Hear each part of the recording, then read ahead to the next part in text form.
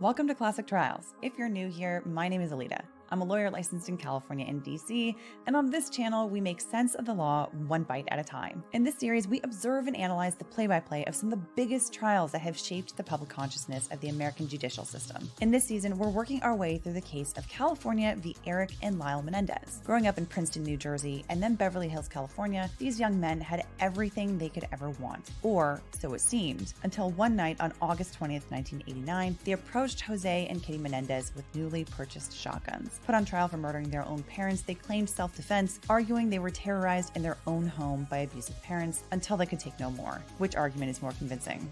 Come join and see for yourself. All right. Hello. Happy Monday, everybody. Good morning, good afternoon, good evening. I hope you guys are having a good one. I hope you had a good weekend. Mine was good. It was very nice and restful, actually, which was really, really nice. I even got to get ahead on some cooking preparation and all kinds of stuff like that. That was just really, really, really nice. So I hope you guys had a good one as well. I think, oh yeah, Holmes just closed the door in the office. He likes to do that. He likes to open doors and then he likes to close doors. Anyway, so thank you to folks in the comments that are giving me some well wishes. You may have seen in a community post on here on YouTube, or perhaps maybe a post on Instagram. Yes, we Mr. Bites and I are expecting little baby bites in September, so we are very excited. A little nervous with coming forward with that information because it's a very sort of sensitive season to be in. Lots of things can happen. So anyway, going to the internet with that is always a bit of a scary notion, but obviously this can impact the channel. So I wanted to let you guys know, and at some point someone was going to take notice. So anyway, thank you so much for all of the wonderful well wishes from everyone. The very warm reception to the news has been very, very heartwarming. So thank you so much. All right, let's get on to today's episode. We are here at episode 61 of Classic Trials. We are continuing today with our testimony from Dr. John Conte. We're going to have another episode. If you go to Court TV's website where they've got all of this streaming from, they have this in two parts. Dr. John Conte in part 1, part 2. We're going to do part 2 is going to be our part 3 next time. Now, let me see here. Looking at the calendar, I think, okay, so next week we've got the Karen Reed trial, but I believe it starts on the 16th, not on the 15th. So that means 15th, the Monday, we can still do classic trials. So that means that we do, I've got a little bit of a lag because of the internet right now for some reason. I hope that clears up. But anyway, so I think that we'll probably be able to do classic trials next week for episode 62. If not, we're going to pick right back up after the Karen Reed trial, because I will be live streaming that from gavel to gavel for sure. That one is a very, very interesting trial, and I want to watch it from beginning to end. So hopefully you guys can join me for that. And otherwise, we can continue with Dr. John Conte. If you don't remember, he's another expert witness testifying about childhood abuse, that kind of stuff.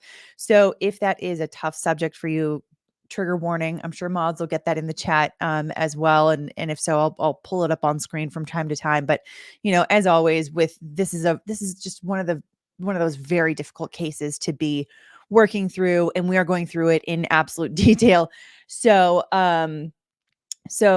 if any part of this is getting to be too much for you, it's not worth it. It's not worth your mental health. Do what you need to do to take care of yourself, and come back later if you want to. No need to put yourself in harm's way for this kind of thing. Otherwise, I think that's it. Let's see. As always, ask your questions in the chat. I will I will be, I'll be saving any questions. If I don't answer them in the moment, I'll save them and answer them when I have a chance to do so. And otherwise, let me know if there's any issues with the sound, as always. So, okay, let's continue with Dr. John Conte.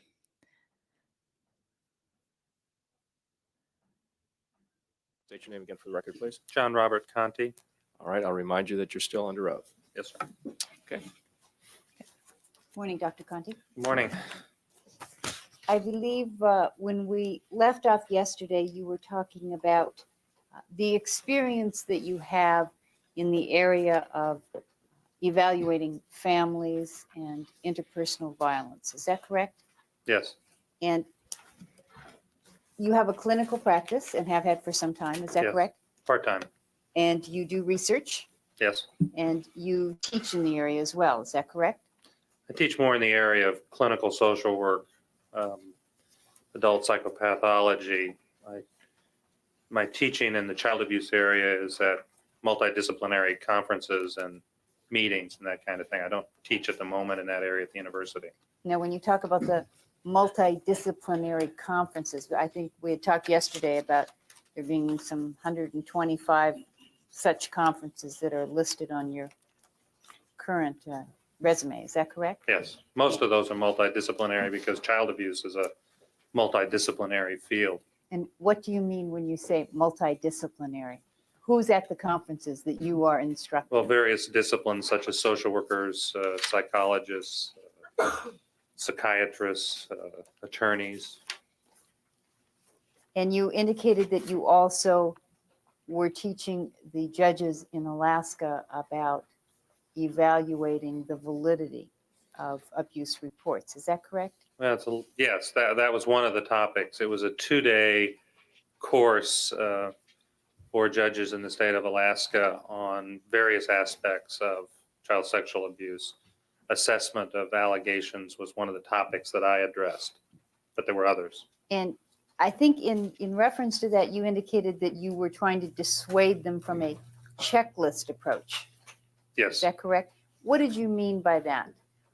Well, there's been an effort in the last 5 years or so by some individuals in mental health to develop tests or questionnaires which they claim will reliably discriminate between a true and a false case of abuse. Those systems tend to be used quite often in the defense of someone who is accused of sexually abusing a child, and they tend not to have much research support.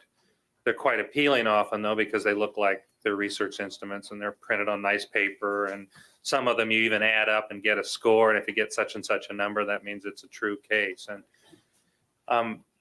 I have tried not only with judges but with all professionals to try to remind professionals about how difficult it is. And while we desire an easy way to figure it out, in fact, it's a much more complicated procedure. And that really what we rely on primarily is what the victim tells us happened.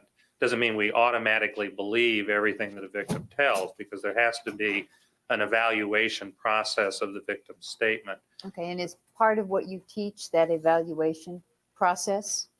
Yes, and I teach some principles that can be applied to evaluating victims' statements. This is a very important point here, right? Because of course, I mean, in any kind of a trial where there's these kinds of allegations, of course, they have to get to whether or not, it's believable that the abuse happened, right? That's a very material kind of question in a lot of cases, and in this case as well. So, he points out this is, of course, to get ahead of cross-examination, because that one of the prosecutors, whether that's Pam Bozanich or that's Lester Kuriyama, one of them is going to get up there and ask a bunch of questions about, the brothers perhaps, faking it, being these fantastic actors that the prosecution says that they're just so good at acting like abused kids, that they know exactly how to fake it. So that is going to come up on cross-examination, of course. So this is getting ahead of that and getting ahead of like these sort of tests that he refers to about that are aimed at trying to figure out whether someone is telling the truth, and you can like, measure up with scores and all that kind of stuff, that he's like, no, those are not reliable. There's not a lot of research to back them up. And they're very often used, in a defense position to try to disprove these allegations, and they're just not reliable. So so yeah. So anyways, this is a very, very important point to be putting on by the defense. Also, as always, trigger warnings here if you guys need it. And I'm also going to be putting up, thank you so much, Draco Amy, one of my wonderful mods, has helpfully put into the chat any kind of mental health helplines. If any of this is troubling for you, we've got a number of countries, not just the US. So you guys can definitely check that out as well. And also, Phoenix, thank you so much for being a member for 6 months. And thanks so much for the member chat. All right, let's continue on. And what are those principles? Well, in fact, there's several, and I should say that one of the tests that I talked about that's been developed, which I think is pseudoscientific, is a test which takes only the victim's statement, doesn't even interview the victim, and takes a written statement and tries to compare that statement to see if it has the characteristics of what is supposed to be a true statement.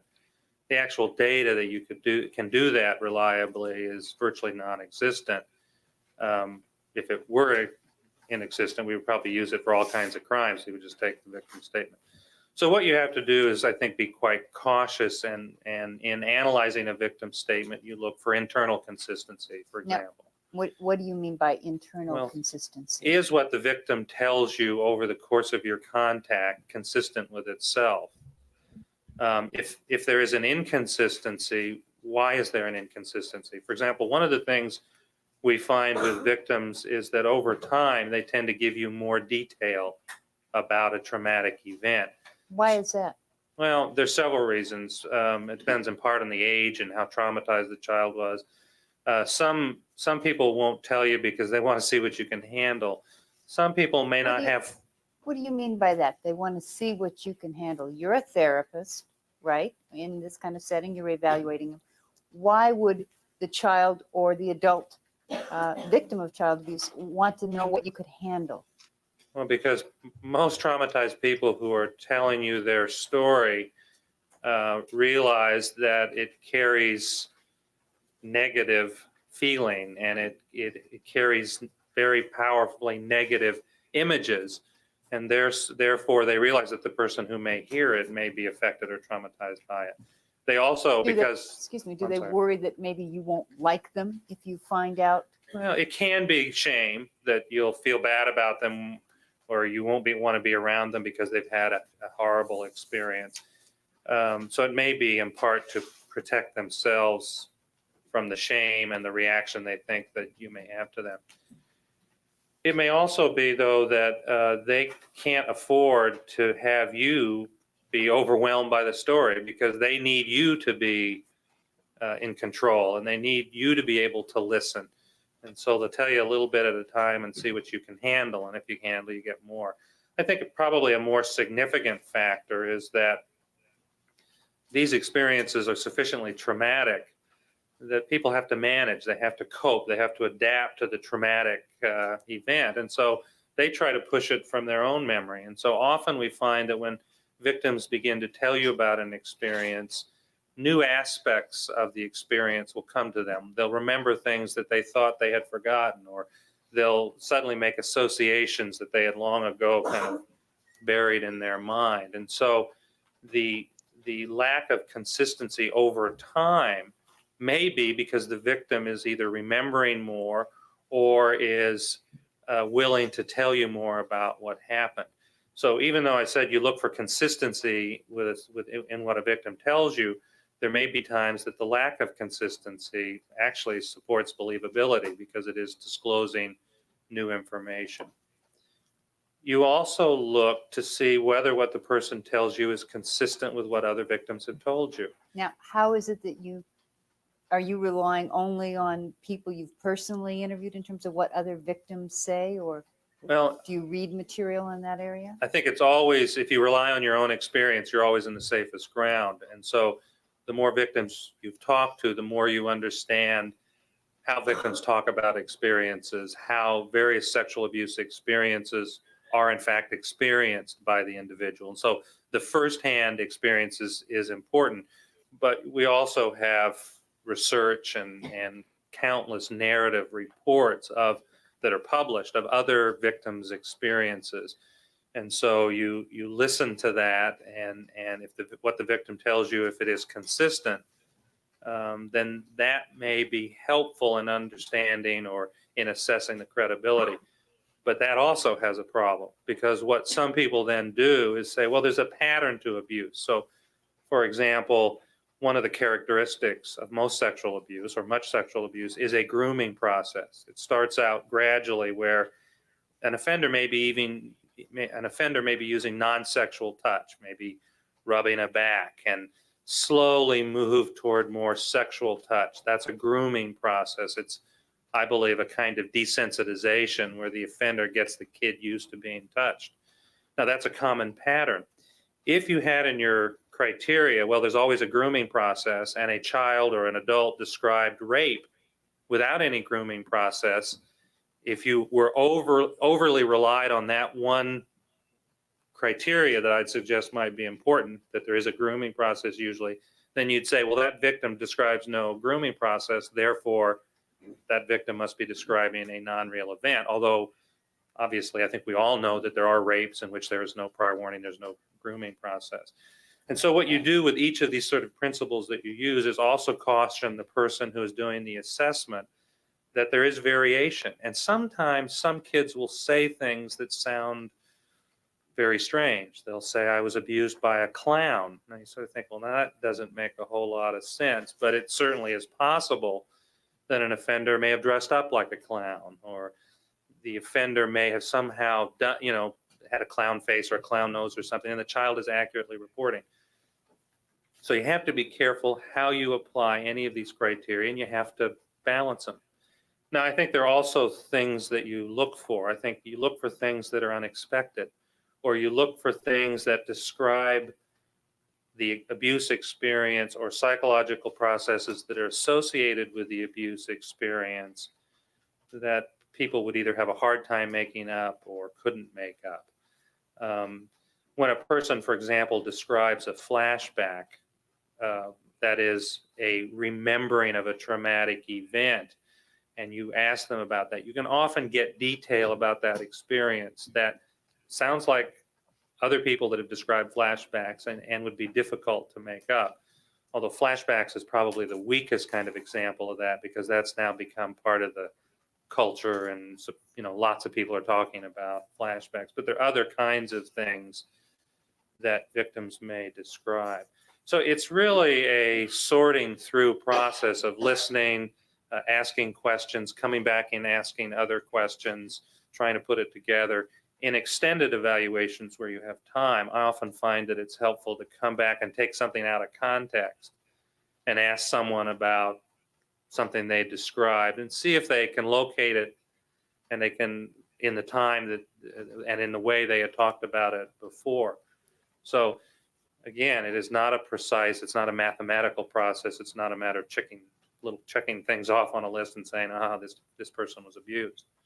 One of the things that you mentioned is that there is some information out in the public domain regarding sexual abuse. Is that correct? Yes. And so is one of the things you consider whether the only information you're getting is that which might be accessible through popular literature? I mean, do you consider the possibility that someone might have read an article or watched Oprah Winfrey and now knows what to say? Is that something you're on guard against? Yes. How on guard you need to be depends on the purpose of listening to the story. If you're only seeing someone as a therapist, you have to be on guard that this is in fact not a real experience, because you can't help somebody if they didn't really have the experience they're claiming to have, and so you have to sort it through it. If it's a civil matter, there's a lower sort of obligation on the professional. The more critical your opinion is going to be, for example, when it has to do with an issue of safety of a child, or when it has to do an issue such as the issue here, where it is the criminal justice system, then the person hearing the story has to apply a much higher standard to their listening and understanding and coming to some opinion about whether what you're hearing is essentially accurate or not. You made a comment about if you have sufficient time, you go back to various incidents that have been related to you before out of context and ask about them again. Is that correct? That's correct. Now, you've indicated you had 60 hours with Lyle Menendez. Is that correct? Yes. And you saw him over 7 different separate trips to Los Angeles. Is that correct? Something like that. And did you have sufficient time to engage in that process? Yes. And did you engage in that process? Yes. And did you also bring with you into this evaluation this higher threshold that you've described? Absolutely. And do you also look for whether there's any corroboration from outside what the victim tells you? Well, yes, but the problem of corroboration in this area is a very knotty one. There is very rarely physical evidence, and really there's very rarely eyewitness evidence that will corroborate a story of interpersonal violence. We talk about interpersonal or family violence primarily taking place behind closed doors, where the only witnesses usually are the offender and victim, once in a while some other family member.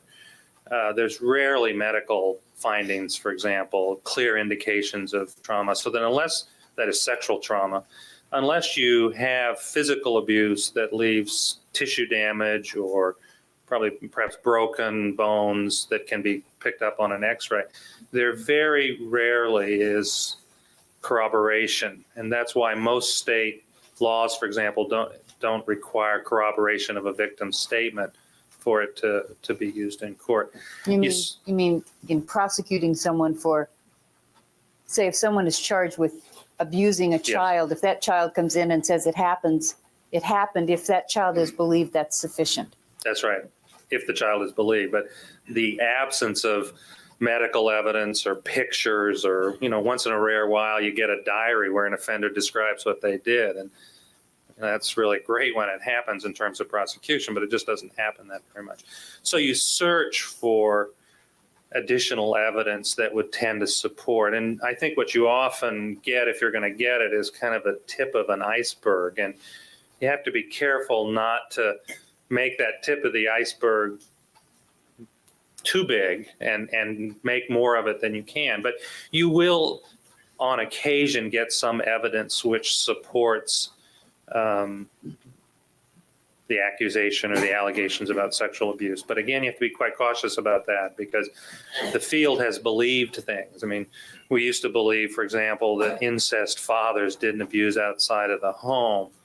And we believed that. And so we often didn't ask fathers or other victims. And so we didn't, if we had a father who was accused. We now know, based on data, that probably half of all incest fathers are abusing outside of the home. And so when you have a case of incest, it is important for the investigator, and let's say you have a father who's a basketball coach or something like that, it's very important for law enforcement to talk to other children in that incest father's world, because they may be able to provide some corroboration for what the child says. So yeah, we seek for corroborative evidence or corroborative information when we can get it, but we have to recognize that we are somewhat limited by our knowledge about the problem area, and we're especially limited by the fact that there just is so rarely these acts can't take place if other people know about them, and so it's very difficult to get corroboration often. Do you look at opportunity? If someone says that they have been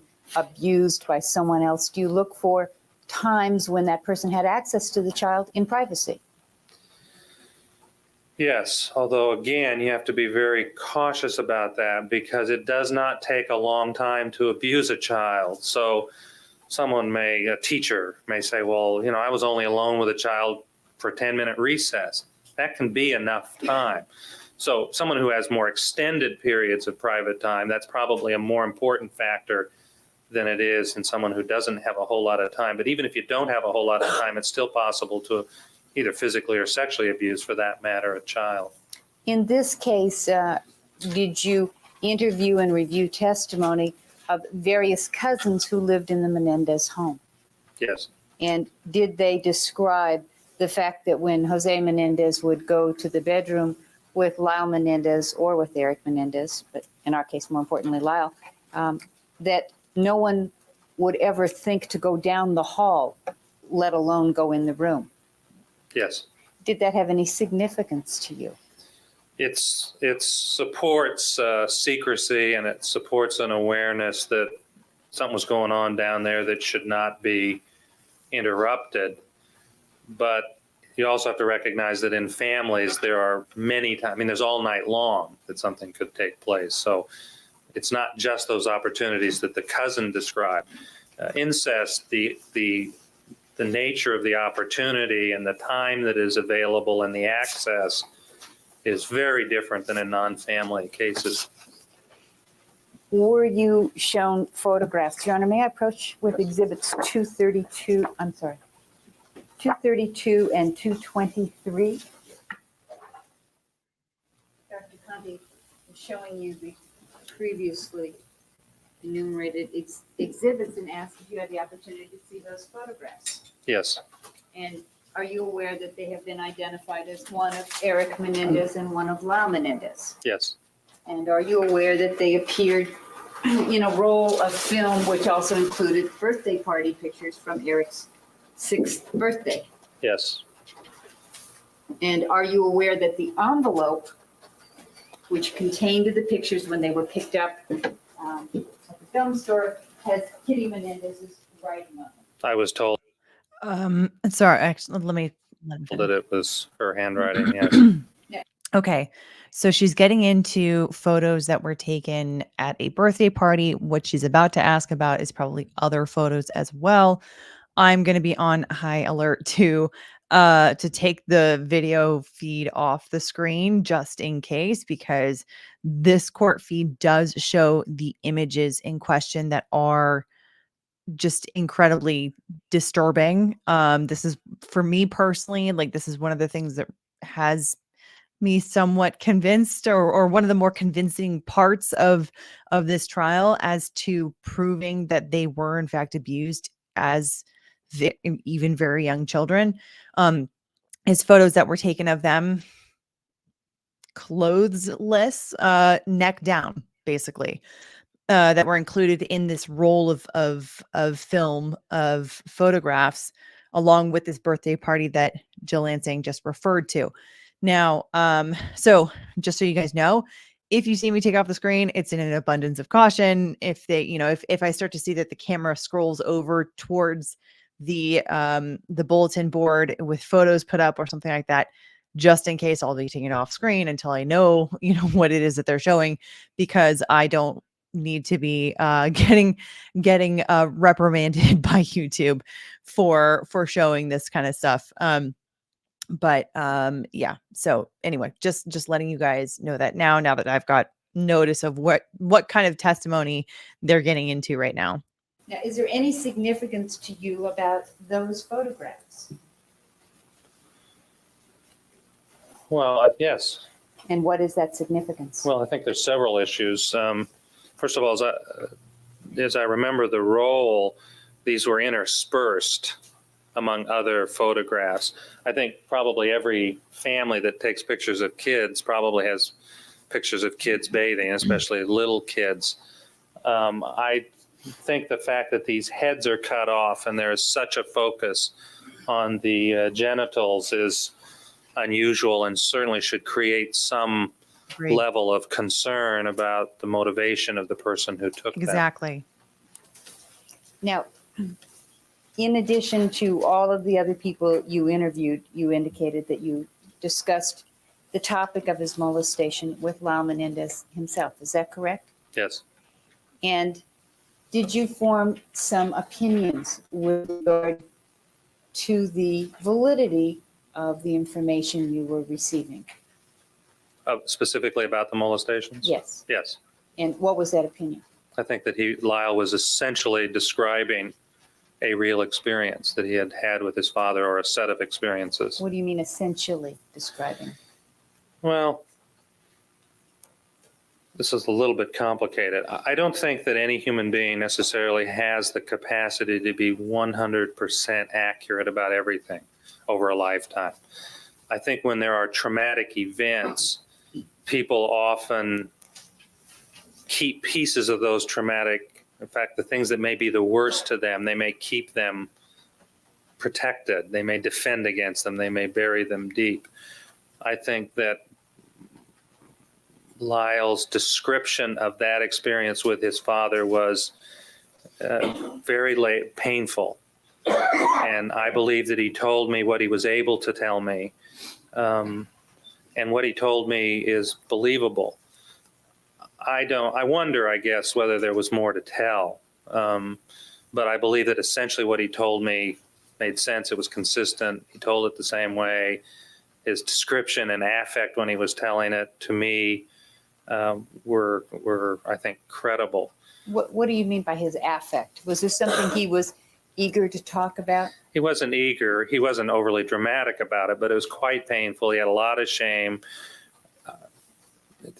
He was talking the way I've heard many young men his age and men older talk about an experience in which they're sexually abused by a father. Now, was it his concern for his own shame, or was there something about giving up information about his father that seemed to be a factor? Objection called for speculation. Based on the interviews that you had with him over this period of time, did you form any opinion with regard to Lyle Menendez's willingness to reveal negative things about his father? Yes. And what was that opinion? Objection called for opinion. Sustained. You said the affect, how it is people tell you information is important. Why is that? Well, again, it's one of those factors that you have to be very careful how you think about it. Often, when a person talks about a traumatic event or experience, they will be re-experiencing in some way that past traumatic event. They may also be experiencing emotions that take place in the context or around the time.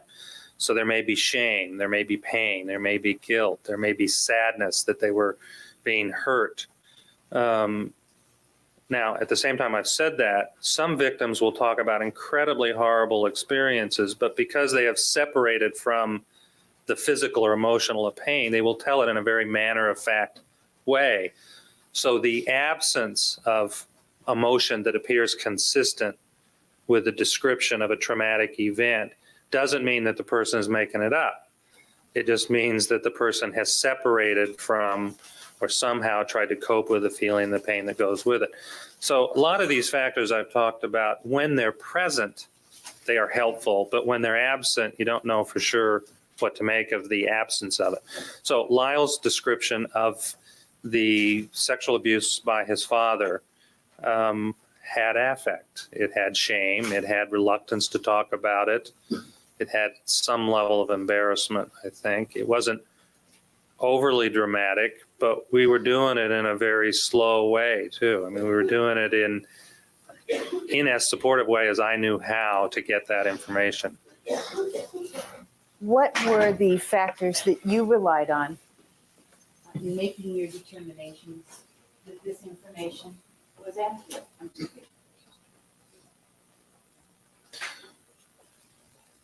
You mean the information about, specifically about the sexual molestation, or? Yes, about the sexual molestation. Well, I think he described behaviors that other victims have described. He talked about the experience and what it felt like at the time.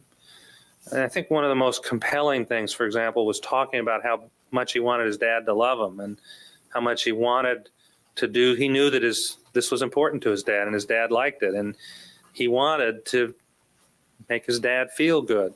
I mean, those are the kinds of thinking and affects that a victim who has a relationship with the offender will in fact engage in, that kind of mental process. So, you know, he was saying, I didn't like it.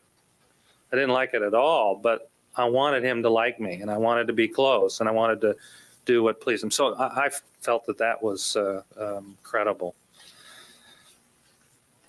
He told us here on the stand that he had also done the same type of thing to his own brother. Yes.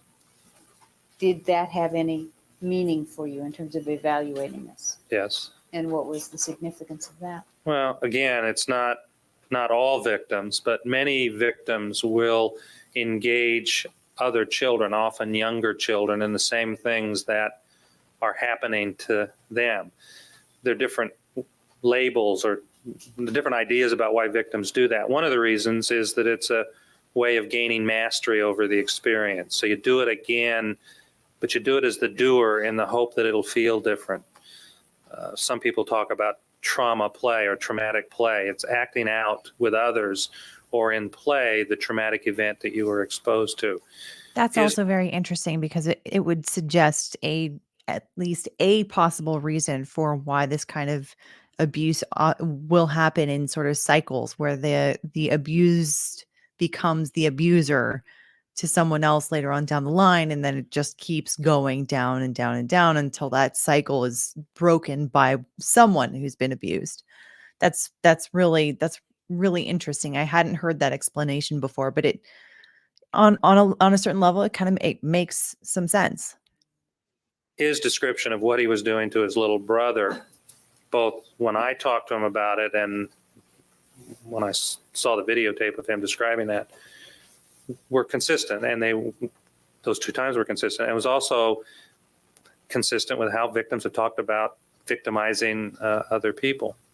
Especially, I think, significant is that he was engaging his brother in that aspect of the abuse that he experienced with his father that I think was the most aversive, the sex with objects. When he talked about that, that was clearly the most uncomfortable, most traumatic part of that traumatic experience, and that was the part that he was engaging with his brother. And when you said the videotape, you mean the videotape of his testimony? I'm sorry, yeah, the videotape of the testimony. Were there other factors that you considered in arriving at your conclusion as to the validity of the information he provided you? Well, you know, it's a little bit hard to take one piece out. Like, well, let's just talk about the sexual abuse. I mean, an assessment of credibility, you don't make it just on one piece of information. You make it over the course of an entire evaluation. As I said, there are some things about the molestation by his dad that I have trouble with. I'm not sure that I know everything that there is to know about what happened, but what he told me is essentially credible, and I take what he told me over the course of my time with him to be essentially credible, applying the highest standard that I must in making that assessment. Now, when you say essentially credible, are you suggesting the information he gave you was false, or really that he didn't give you all of it?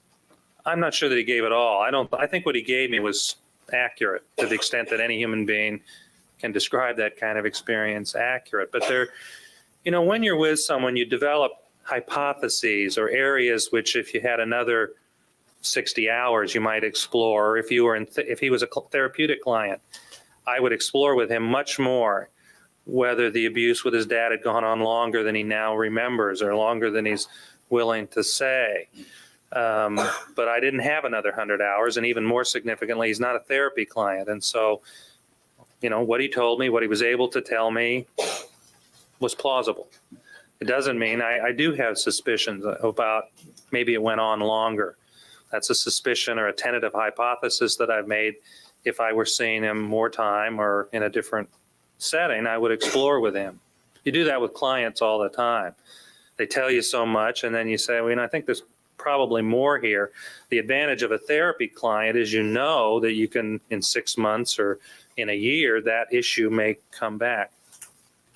What other factors did you consider in assessing the believability of the information he gave you? Were there other activities that he described that had some importance to you? Such About as the stuffed animals. Yes, but that goes to a much larger issue, I think, than just the molestation. Yeah, I think his discussion of the stuffed animals was really quite amazing.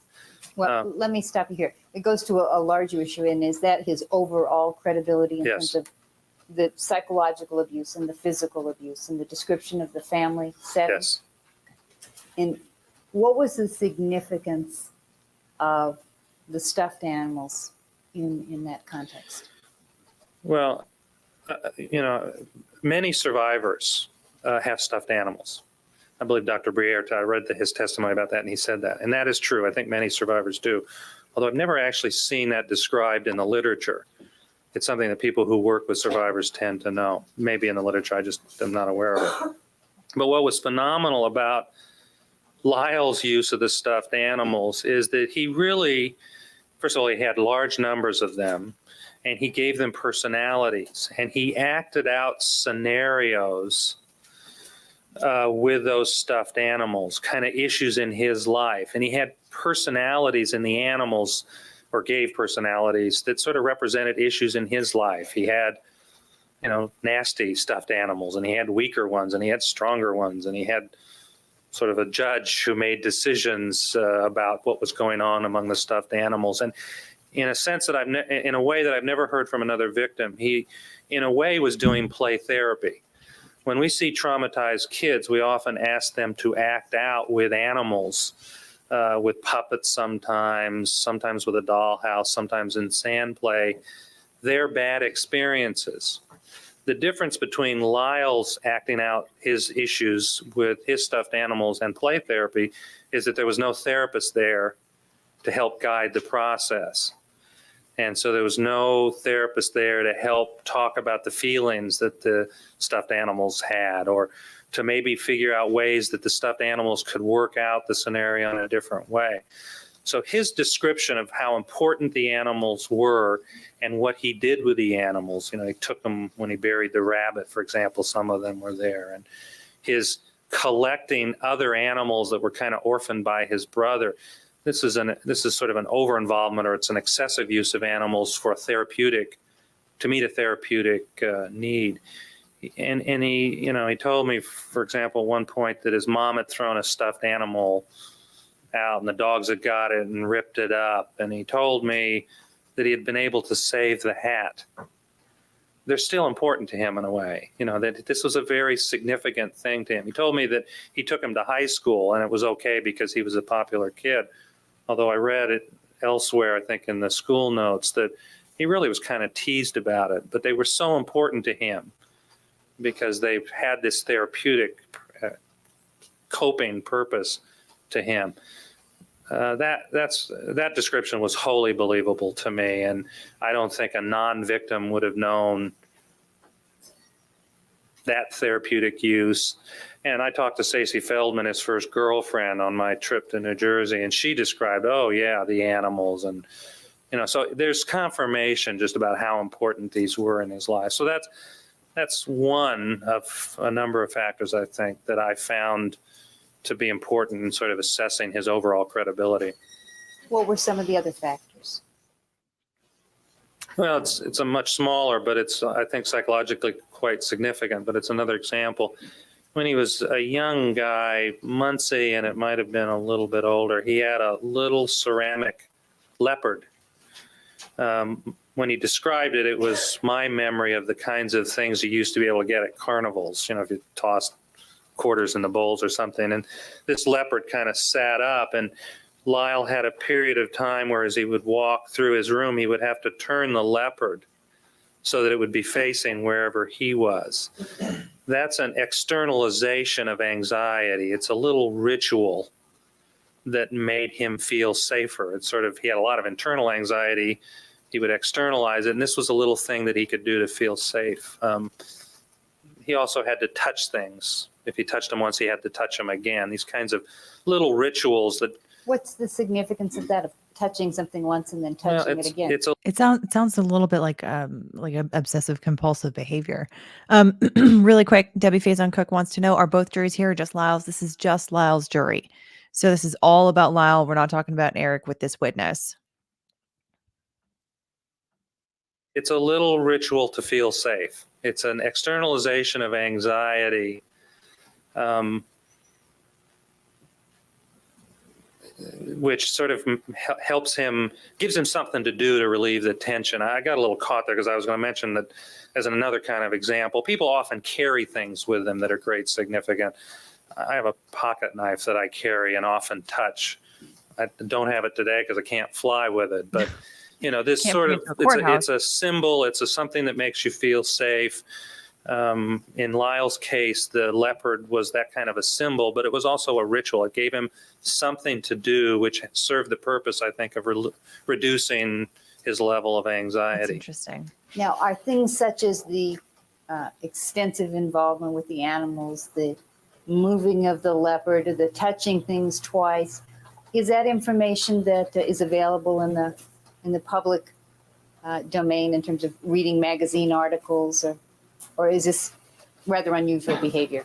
It's unusual behavior. I've not read everything that's in all popular literature, but I have seen a number of movies and television shows, and I've never heard these kinds of behaviors described as a, you know, something that victims do. So I find it hard to believe that he read about it someplace. But even more than that, the way he described it without knowing the psychological significance of what was going on. He described it in a way that I've heard other victims talk about that kind of thing. I've had other clients, none of whom have had a leopard or had that excessive stuffed animals, but who've done other kinds of things or had other kinds of acts or activities that made them feel safe, or other ways of dealing with anxiety.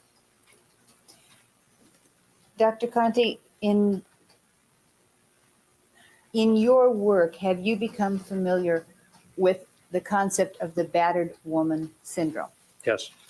And is that something that is recognized both in the world of psychological issues and also in the legal world, to your knowledge? Yes. And could you describe for us what the battered woman syndrome is? Yes, it's a little bit difficult to do that without tracing a little bit of the history of its development. I'll try to be brief. For many years, especially sort of from the 30s, 40s, 50s, 60s, it was generally not regarded as a socially bad thing for a man to hit a woman or a child. It was in some circles, but generally there wasn't the same concern about it. In the late 60s, early 70s, I don't exactly remember when Dr. Kemp first published an article about the battered child syndrome, but beginning at about that time, late 60s into the 70s, people began to talk about child abuse as a bad thing, and they began to talk about it as being dangerous to kids. At about the same time, for a number of historical and social reasons, the shelter movement began. And the shelter movement was kind of a grassroots movement of women finding safe houses for other women, places that women could go when they were being beaten and battered. And as those shelters began to be in existence, people began to confront some problems in understanding the behavior of, for example, battered women. For example, the police had come, they'd arrest the batterer, he'd be out of the home, and then the battered would go down and bail him out. Or she'd be safe, and then she'd go back. And so there was these sort of, doesn't seem to make common sense why somebody would get the person who'd hurt them out or why they would go back to that. So because of this real world practice concern in the shelter movement, people began to do research and began to talk to battered women. And what people discovered, it was that there are a set of behaviors and psychological processes that happen to a person who is battered And those behaviors or those psychological processes have come to be known as the battered woman syndrome. And there are things like, overwhelming fear and a sense of isolation and hypervigilance and some of these kinds of concepts. And so the battered woman syndrome describes a set of behaviors that help us understand why battered women sometimes do what doesn't, to people who aren't battered, seem to make sense. Now, when you're talking about battered women, you're talking about adults. Yes. Is that correct? And you're also talking about women. Yes. Is there, when you talk about the sense of powerlessness or hypervigilance that they experience, is there any reason that adult women experience it and adult men wouldn't or children wouldn't?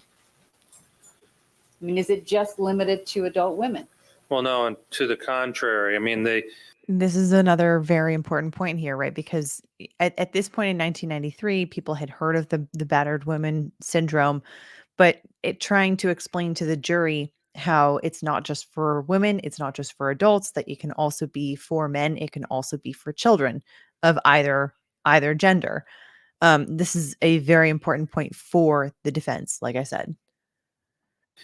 the development and the widespread dissemination of the battered women syndrome concept, I think, is a function primarily of modern feminism and organization of women and dissemination of that idea. But the research which supports battered women syndrome actually draws on other areas. It draws, for example, on hostage research and hostage theory.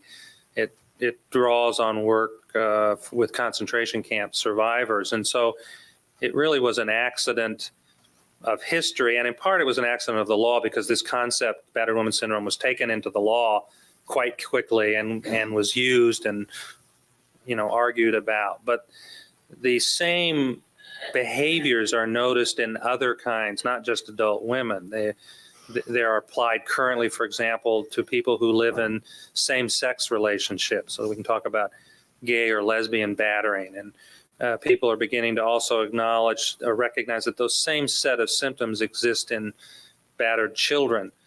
And so there's a beginning use of the term, for example, battered child syndrome, or abused child, or battered and abused child syndrome.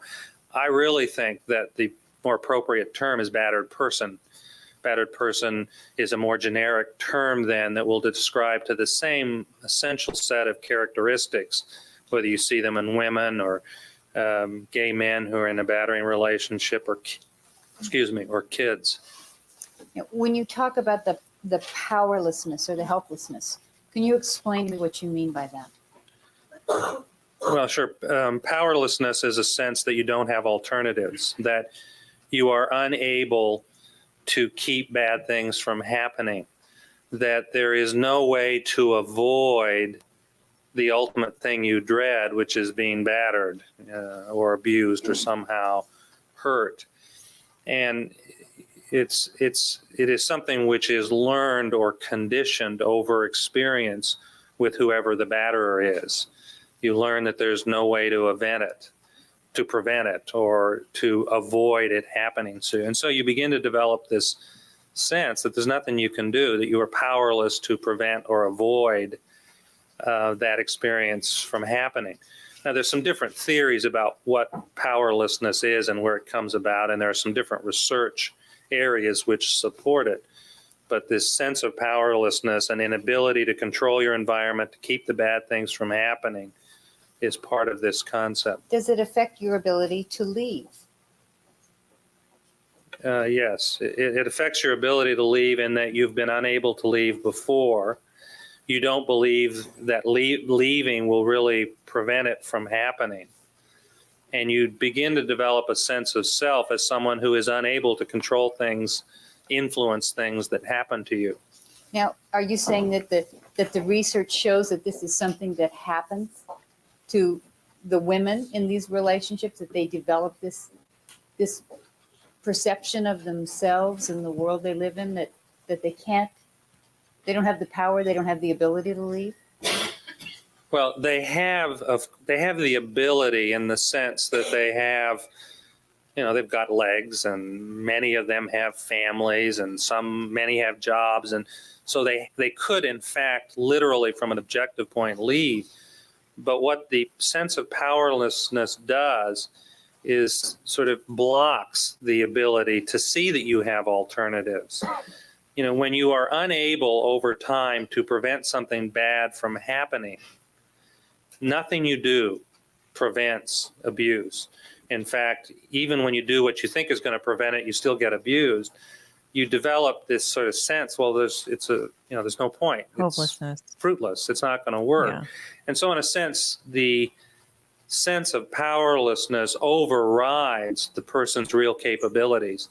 In fact, one of the things that the sheltering movement has done is to provide ways of helping women get back in touch with the fact that, oh yeah, I can leave. I do have legs and I do have resources. But to do that, they have to overcome one of the effects of battering, which is this sense of powerlessness. That makes sense. One of the other characteristics you mentioned is hypervigilance. Now, what does that mean? Hypervigilance is, thank you, it's sort of a fancy way of saying that you're really alert, that you pay attention. In really critical situations, you tend to pay attention a whole lot more. Hypervigilance describes this paying attention a whole lot for cues in the environment that are going to tell you that something dangerous is about to happen. Now, Dr. Conte, do we all read cues in the environment? Do we all look for what mood somebody is in before we bring up a particularly difficult topic with them? Is that reading cues? That's reading cues. That's trying to predict, try to get a sense of where the other person is or what's going to happen.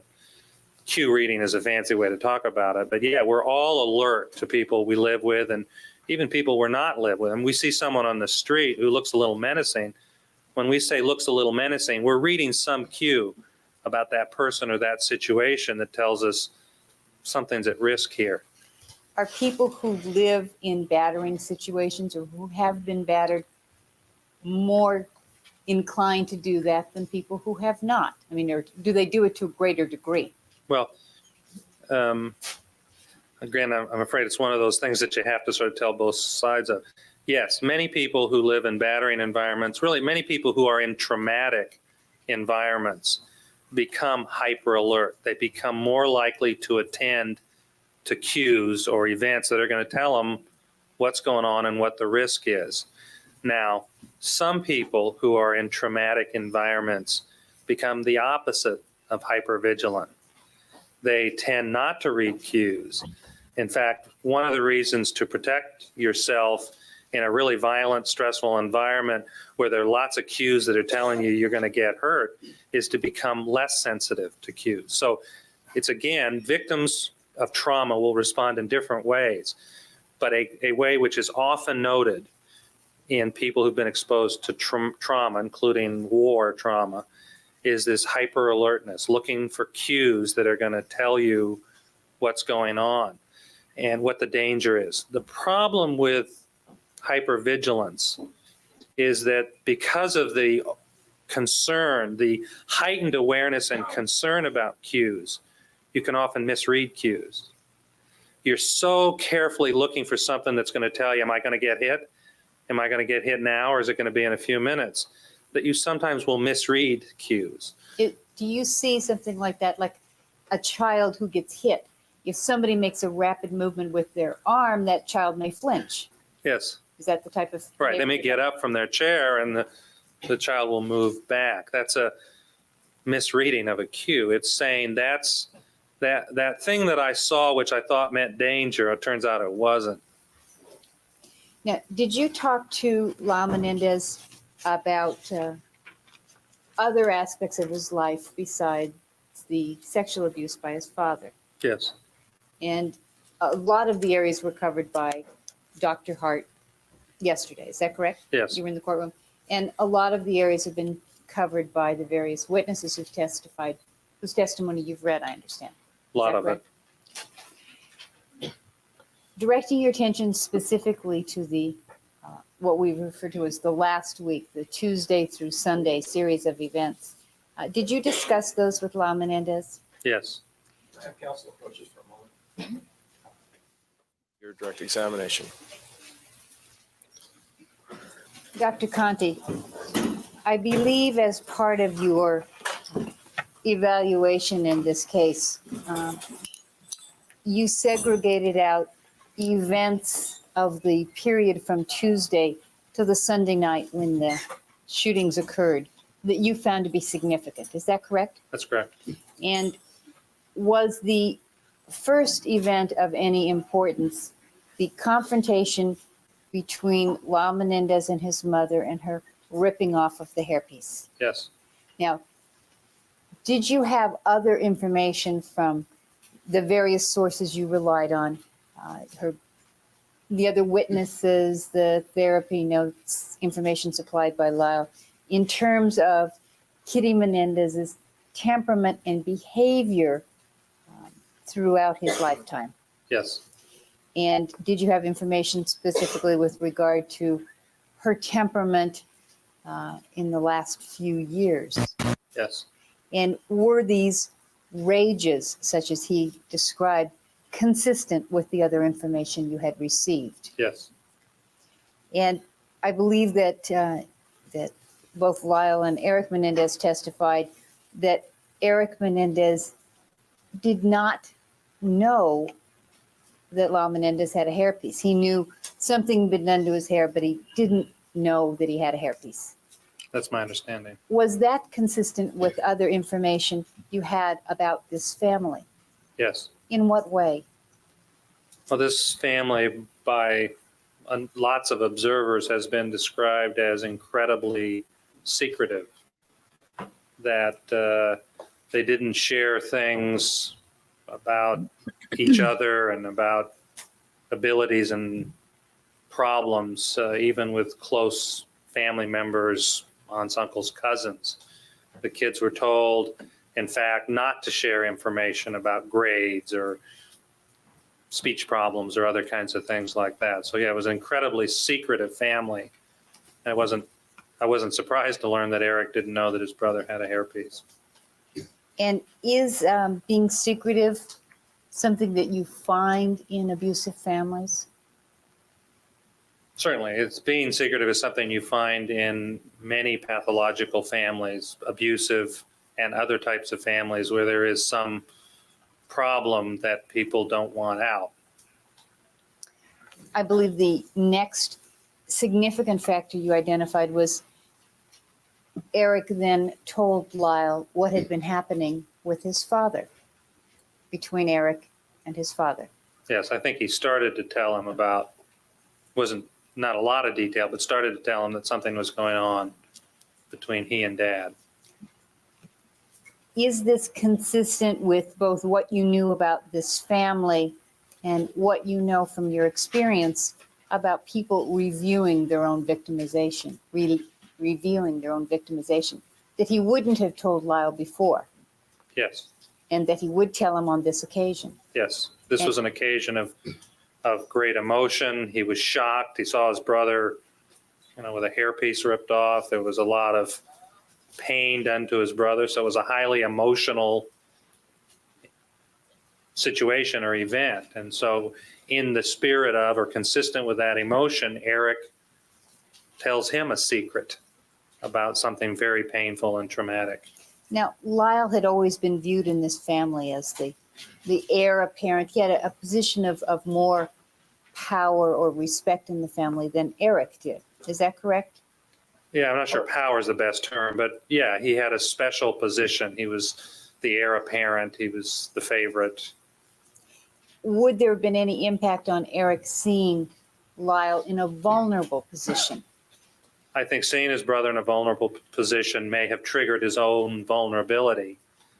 I think and that probably interacts with the emotion and the surprise. And these are complex emotions that probably happen all instantaneously and led Erik to tell his brother. Now, when Erik reveals this to Lyle, Do you have any information from your interviews with him or your assessment of the situation in terms of its impact on Lyle, that his little brother has been victimized in this way? Yes. What is the impact?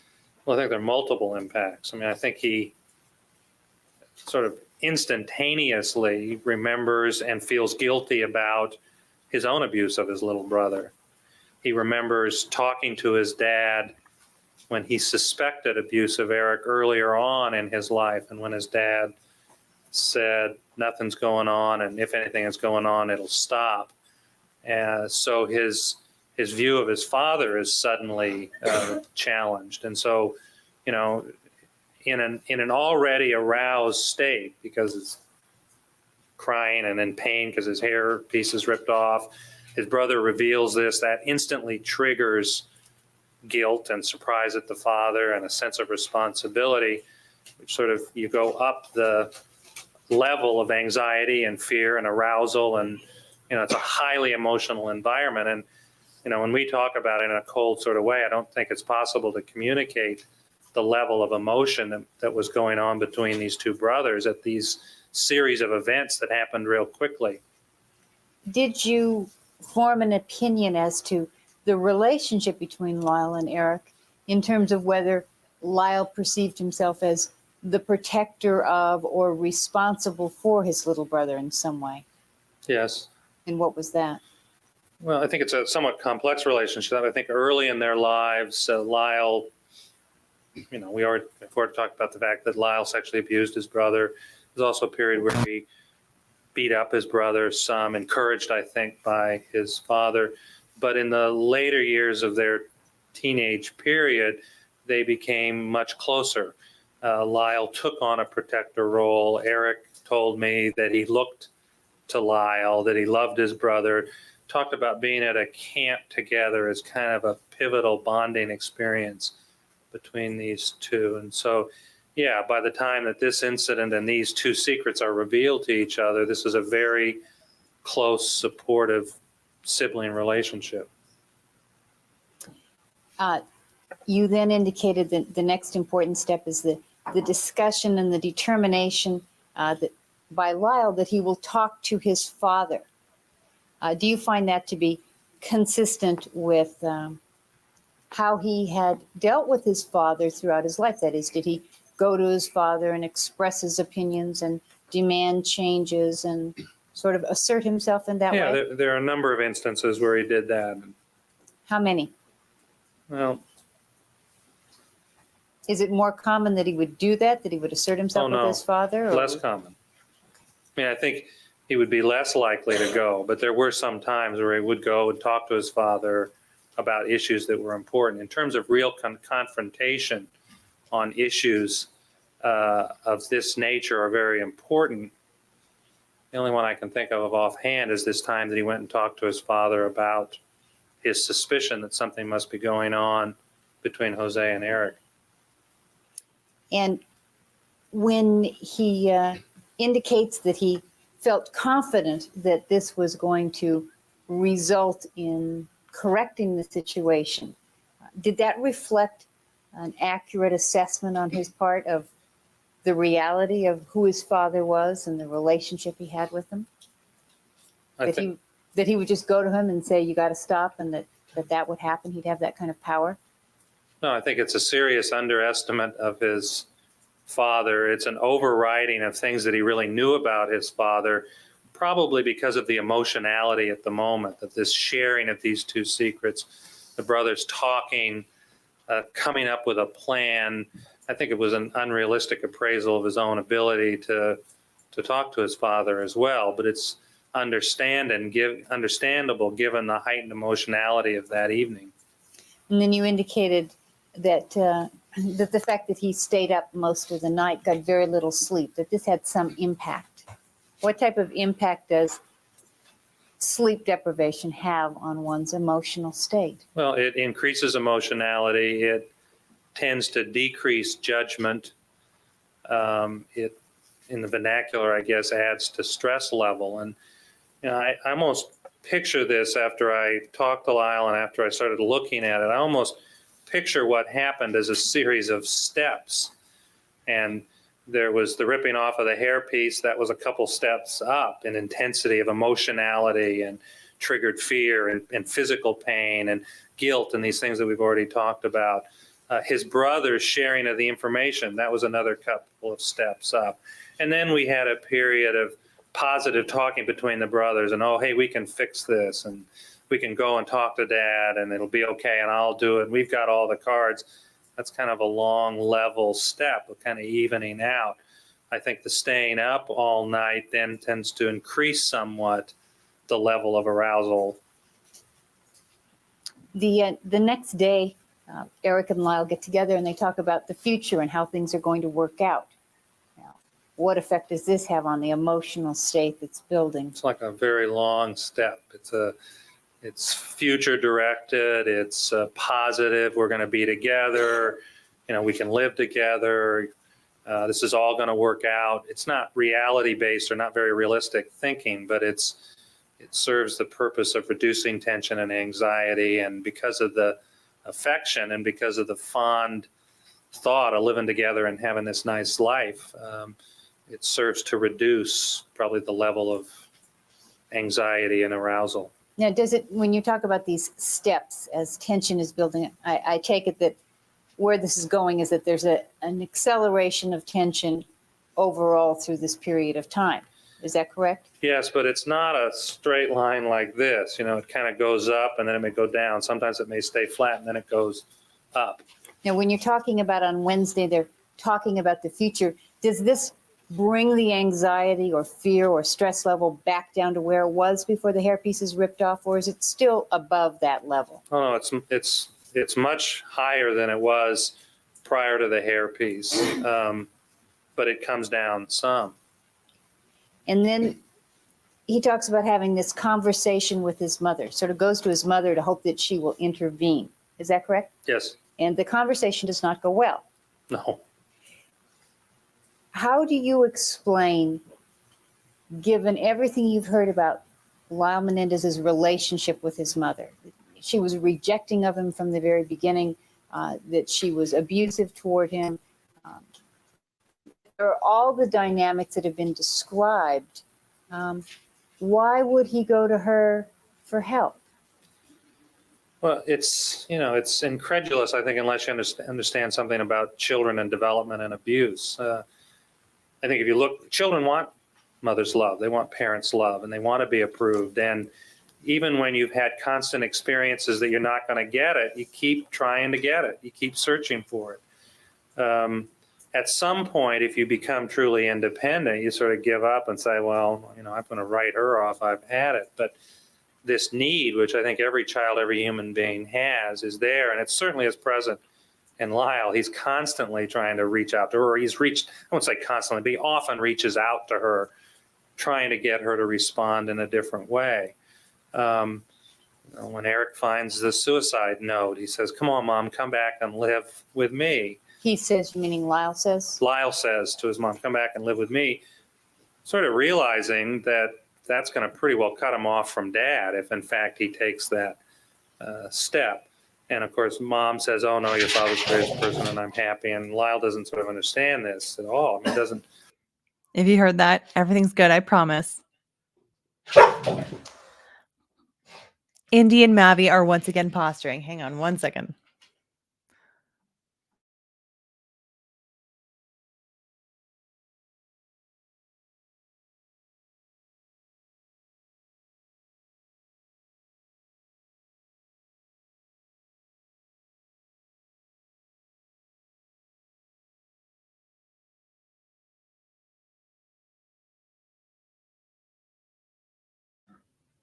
Okay. Sorry about that. Interesting times always. All right, let's continue.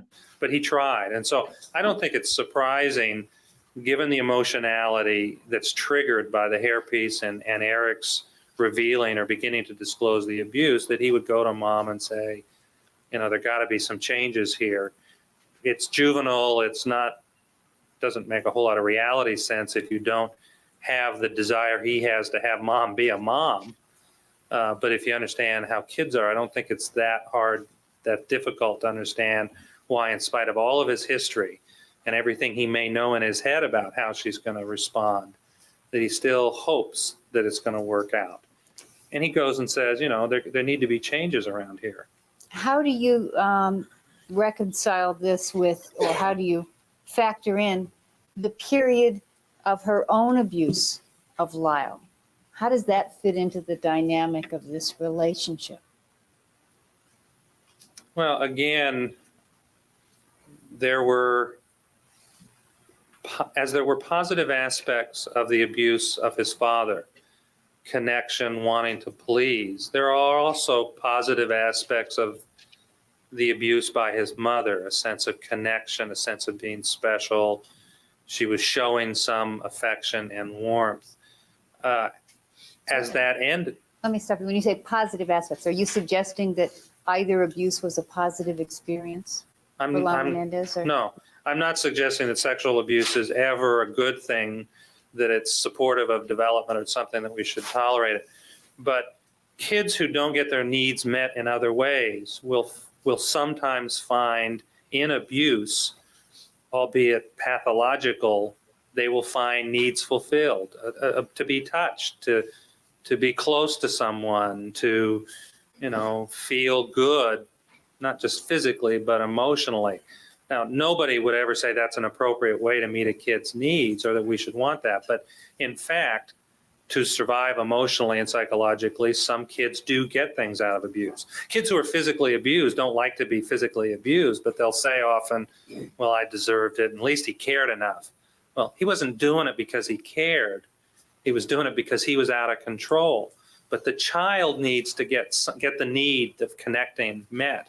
And so the child will get something positive, in a sense, out of it. And that's what I'm talking about. Did you come across any evidence that Kitty Menendez showed any affection to Lyle Menendez in any other setting than in this period of time in which there's this inappropriate sexual relationship? No. And was that a factor when you talked to Lyle Menendez about what that experience was all about? The sexual experience? Yes. Yes. I mean, here for the first time, she's being nice and he feels special and there's a sense of connection. And did you find any, you mentioned earlier that your conversations with Diane Vandermolen and the experiences she described had some significance to you? In terms of the Yes, sexual- Lyle's description of the sexual contact with his mother was quite similar in terms of to the description that Diane gave, in which he was the actor and the other person was more passive. Now that there were other instances of sexual abuse by mother, for instance, in the bathtub, and that in which she was clearly the active aggressor person. But some of the contact, for example, when Lyle as a little boy would be in bed with his mother, are quite similar to the description that Diane gave, in which she was sort of frozen, watching television, not sure what was going on, and Lyle was kind of making moves on her. So yeah, there was, I noted the similarity in the two descriptions. In the contact with the mother preceded the contact with Diane. Is that Yes, correct? considerably. Now, what is the effect in terms of this escalating anxiety or fear of this disastrous conversation with his mother? Well, mom explodes again. And the thing about parental rages is because they're in a context of past rages, they're in some ways more significant. Any child, all of us develop mental representations, ideas, a sense of another person. And when the prior sense of that person has been out of control, violent, when we've been physically attacked on occasions, and we see this out of control behavior, this can quite easily trigger that mental representation, or you could call it a memory, although I think it's more complicated than a memory. It triggers this awareness that we have that, hey, this person hits us in the past. And so it can serve the function of dramatically increasing arousal. And it, because of prior association with arousal, it can create a higher level of arousal than you would find when you didn't have all this prior history of being hit by your mother and being rejected and all these other things, and your parent gets temper tantrum. I don't think any kid likes to see a parent have a temper tantrum, and it can be quite scary. It's one of the things we all learn as parents. But when you have a long history of temper tantrums and your mother again flips, then all of the past experiences are remembered in a sense, and the arousal, I think, can be more high than it would be otherwise. Now, on the next day, Thursday, you indicated that you thought it was significant that Lyle was preparing notes to talk to his father. Yes. And was that consistent with information you had about how he prepared for other talks with his father? Yes. What information do you have in that regard? Well, the other times when he would have talks, when he wanted to argue some point with his father, he would make notes about it. He would work out his argument because his father had trained him over innumerable dinner table indoctrination sessions, essentially, that you had to have your argument well formed, and you had to be tight. And his father would often ask questions, and if you didn't know the answer, you had to be sent to go get him. And so there was a high level of anxiety involved in talking to Dad. There've been all these sort of training sessions that witnesses have talked about. And so this was a big deal. This wasn't just like, going to a parent and asking for something. Although I think many of us kids, many of us as adults will remember times when, boy, there was something really important, and we kind of rehearse it in our head. And we went to our dad and maybe asked for a car or asked to have our curfew extended or something. We might rehearse it in our head. But for this kid, because of his prior interactions with his dad, and it was important to have it not only kind of rehearsed in your head, you had to have it written down to be sure it was tight. And he spent portions of Wednesday working on those notes to be sure that the argument was Thursday? good. Thursday, I mean. Now, would this have been a period of a calming, or is the tension building, or is level? What effect does this have? His description to me is that it was not a dramatic increase, but he's rehearsing for an anxiety-producing experience. He's working on the notes. He's kind of going over it in his head. It's actually a whole lot what it feels like to anticipate being on the witness stand, where, the day before you're kind of thinking about things that you're going to be asked in your head. But this is a far more anxiety-producing experience. So I don't think it's of the same level as having your hairpiece ripped off, but I think it is gradually increasing because you're building up and you're getting anxious about this big talk you're going to have with your father. You indicate that there was some impact on his fear level by the fact that he's told by his mother that Dad's plane is going to be later than he expected. By the way, if you're hearing meowing, if you hear meows, it's Holmes. He's in a very curious mood and just being very talkative. So there's nothing wrong. He's just like poking his nose around in a bunch of places for some reason. And just, like I said, in a very curious mood. What's the impact of that? Well, I think you have to understand the impact in the context of this battered person who is searching his environment for cues that are going to tell him what's going on. And I mean, anybody who has flown knows that planes get canceled, but he hears that cue and it to him communicates danger. There's something going on. Why isn't Dad coming? And part of it may also be that he's sort of prepared for Dad. And so he sort of looks at this innocuous thing and it has a meaning which it wouldn't have to the other person. Battered people sometimes misread cues, or they see things that in events that other people, non-battered people, don't see. And so I think this is an example of a misreading or misinterpreting of a cue, of giving it significance, which for most of us it may not have. Once his father comes home, he asks him to wait. Lyle explains he wants to talk to him, and his dad tells him to wait, and he goes upstairs. Yes. What's the impact of that? Well, it's unusual for Dad to say wait, kind of like having somebody wait in the outer office. Lyle is wondering what's going on, why, he's going up to talk to Mom. How much has Mom already told him? It was very important to Lyle to be able to talk to his dad first and sort of lay out his argument and the fact that things had to change. And one of the reasons that had been important is because there'd been a long history of mom setting him up and saying he didn't practice when he did, or so there's this kind of family history where mom's not perceived as an accurate reporter of events. And before Lyle has a chance to talk to his dad with this well-rehearsed argument, dad says, "You wait," and he goes up and talks to mom. That, I think, serves to increase anxiety, and it's especially does it because it's atypical. Normally his dad would talk to him when he came home.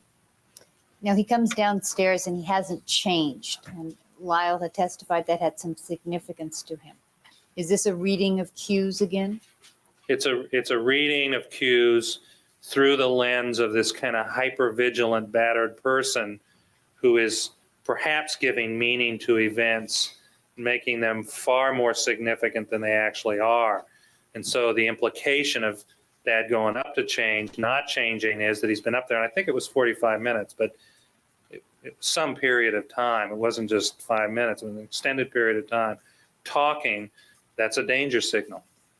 Now, when you say the reading or the misreading of cues, do people who live in a hostile environment sometimes see signs of danger that are real signs of dangers that to other people they would have no significance? Absolutely. I've battered women, sexually abused kids, physically abused kids will tell you they can tell when the violence is about to happen or is going to happen by a facial expression or by a comment someone makes. So yeah, it's not just a misreading, but it may be a more accurate perception. I've had kids tell me they could tell whether they were going to abuse by the sound their father's foot made on the steps.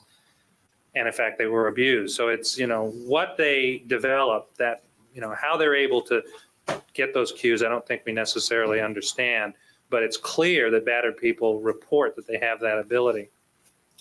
I mean, how many, people remember, like, as a kid, like the very specific look that their parent would give them when they were, like, really mad at them. Like, I remember, and this is, even outside of, like, not just in the realm of like abuse situations, but just like normal parenting situations. I remember specifically, like, as an example, my mom, like, she would have, it was like her forehead would shift, and I'll be like, "Oh no."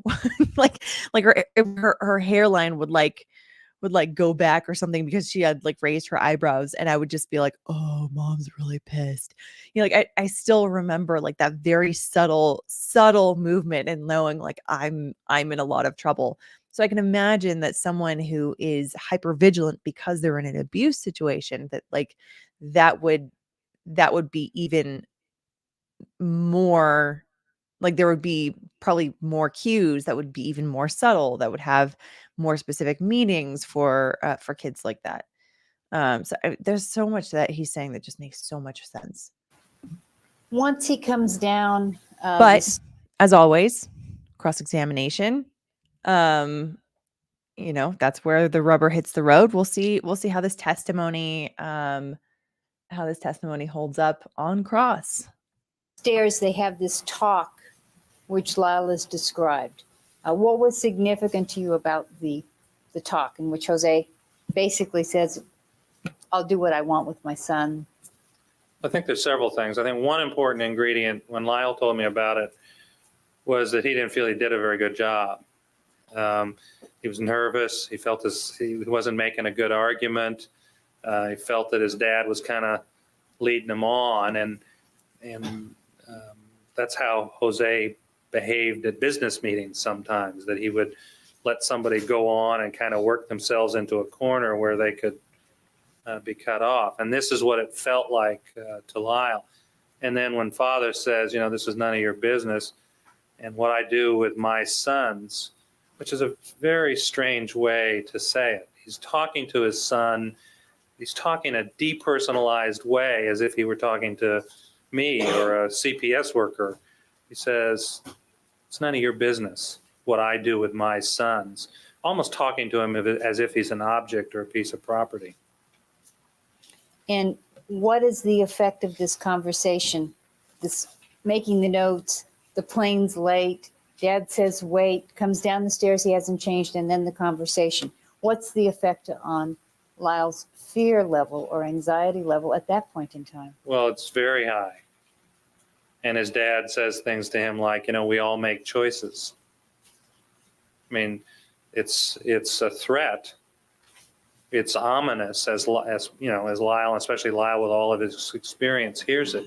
So I think it significantly increases the level of fear and anxiety. After this conversation with his father, the next significant event that you identify is Erik showing up at the guest house and indicating that his mother knows that Erik has been abused all this time. Yes. And what was the significance of that? Well, I think again, it's the dismantling of another secret. It suggests that mom allowed another bad thing to happen to these kids. I think it's also important to recognize that my understanding from Erik is that he just doesn't say mom knows. He is almost out of control. He's very upset. This comes as a particular blow to him because in some ways in the family, he's supposed to be mom's favorite. And so in that context, he's very upset. And his level of upset, his sort of being out of control, has to have an impact on his brother. And then there's the double impact of finding out that mom knows. Now, the comment she makes that I know, but nobody ever helped me, is that consistent with other things you know about her? Yeah, I believe that she comes sort of behind Erik and then makes that statement to them. And yeah, I mean, I think it's consistent and it communicates the sense of which she has no capacity to empathize with her sons or other people. Is that a new event that she can't? I mean, is she so preoccupied with her own issues now that she can't, or has that historically been who she's been as a mother? Well, my reading of the record suggests that it's always been present virtually from Lyle's birth. She's selfish, she's self-absorbed, she interprets things as the impact that they have on her, not on her kids. It's a funny sort of thing. Nobody helped me. It's kind of like nobody helped me, so it's okay that you all have been hurt. It's an incredibly selfish, damaging thing, I think, for a child to hear. And so this is the end of Wednesday night then. And what is your assessment of where the fear or anxiety level is now? Is it continuing to climb or is it leveling off? Or? Well, I think it's very high. I mean, it's very high and it's not, and it carries all these other issues. I mean, mom now by her verbal statement sort of reminds or brings up the whole disturbed family relationship that's always been present. So in a sense, what these kids are dealing with because of the secrets being shared is they're dealing with the entire disturbed family that they've lived in. All the issues are sort of acutely aware. They're acutely aware of all the issues. I'm sorry, go ahead. I was just going to say that, and then in that context, they try to understand what's going on. And I believe this is then the first time that the brothers begin to put all these cues together and say they're going to kill us. They're going to get rid of us. Now, is it your understanding that there was ever any discussion about running away in this conversation that took place Thursday night after these events? Yes. And what's your understanding in that regard? Well, I think the brothers went sort of back and forth. I think Lyle was more of a proponent for running away.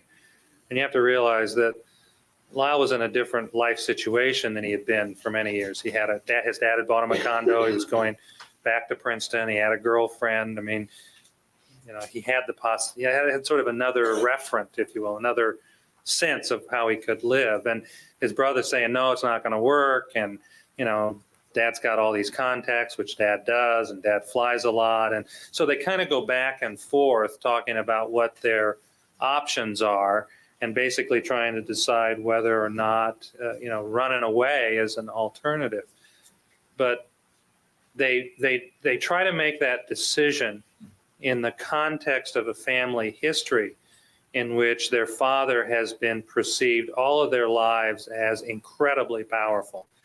He makes salesmen cry. He holds up Thanksgiving dinner because he's lecturing his son, and no member of the family is willing to come down, even the adult members, and say, "Hey, brother," or "Hey, son, we're all waiting." So these kids have seen this guy as an all-powerful figure who is, described by business associates and other family members as this incredibly strong, powerful guy. And so believing that all kids believe for a time that their parents are super powerful. And then usually in the teenage years, they begin to realize that we are not as powerful as they once thought we were.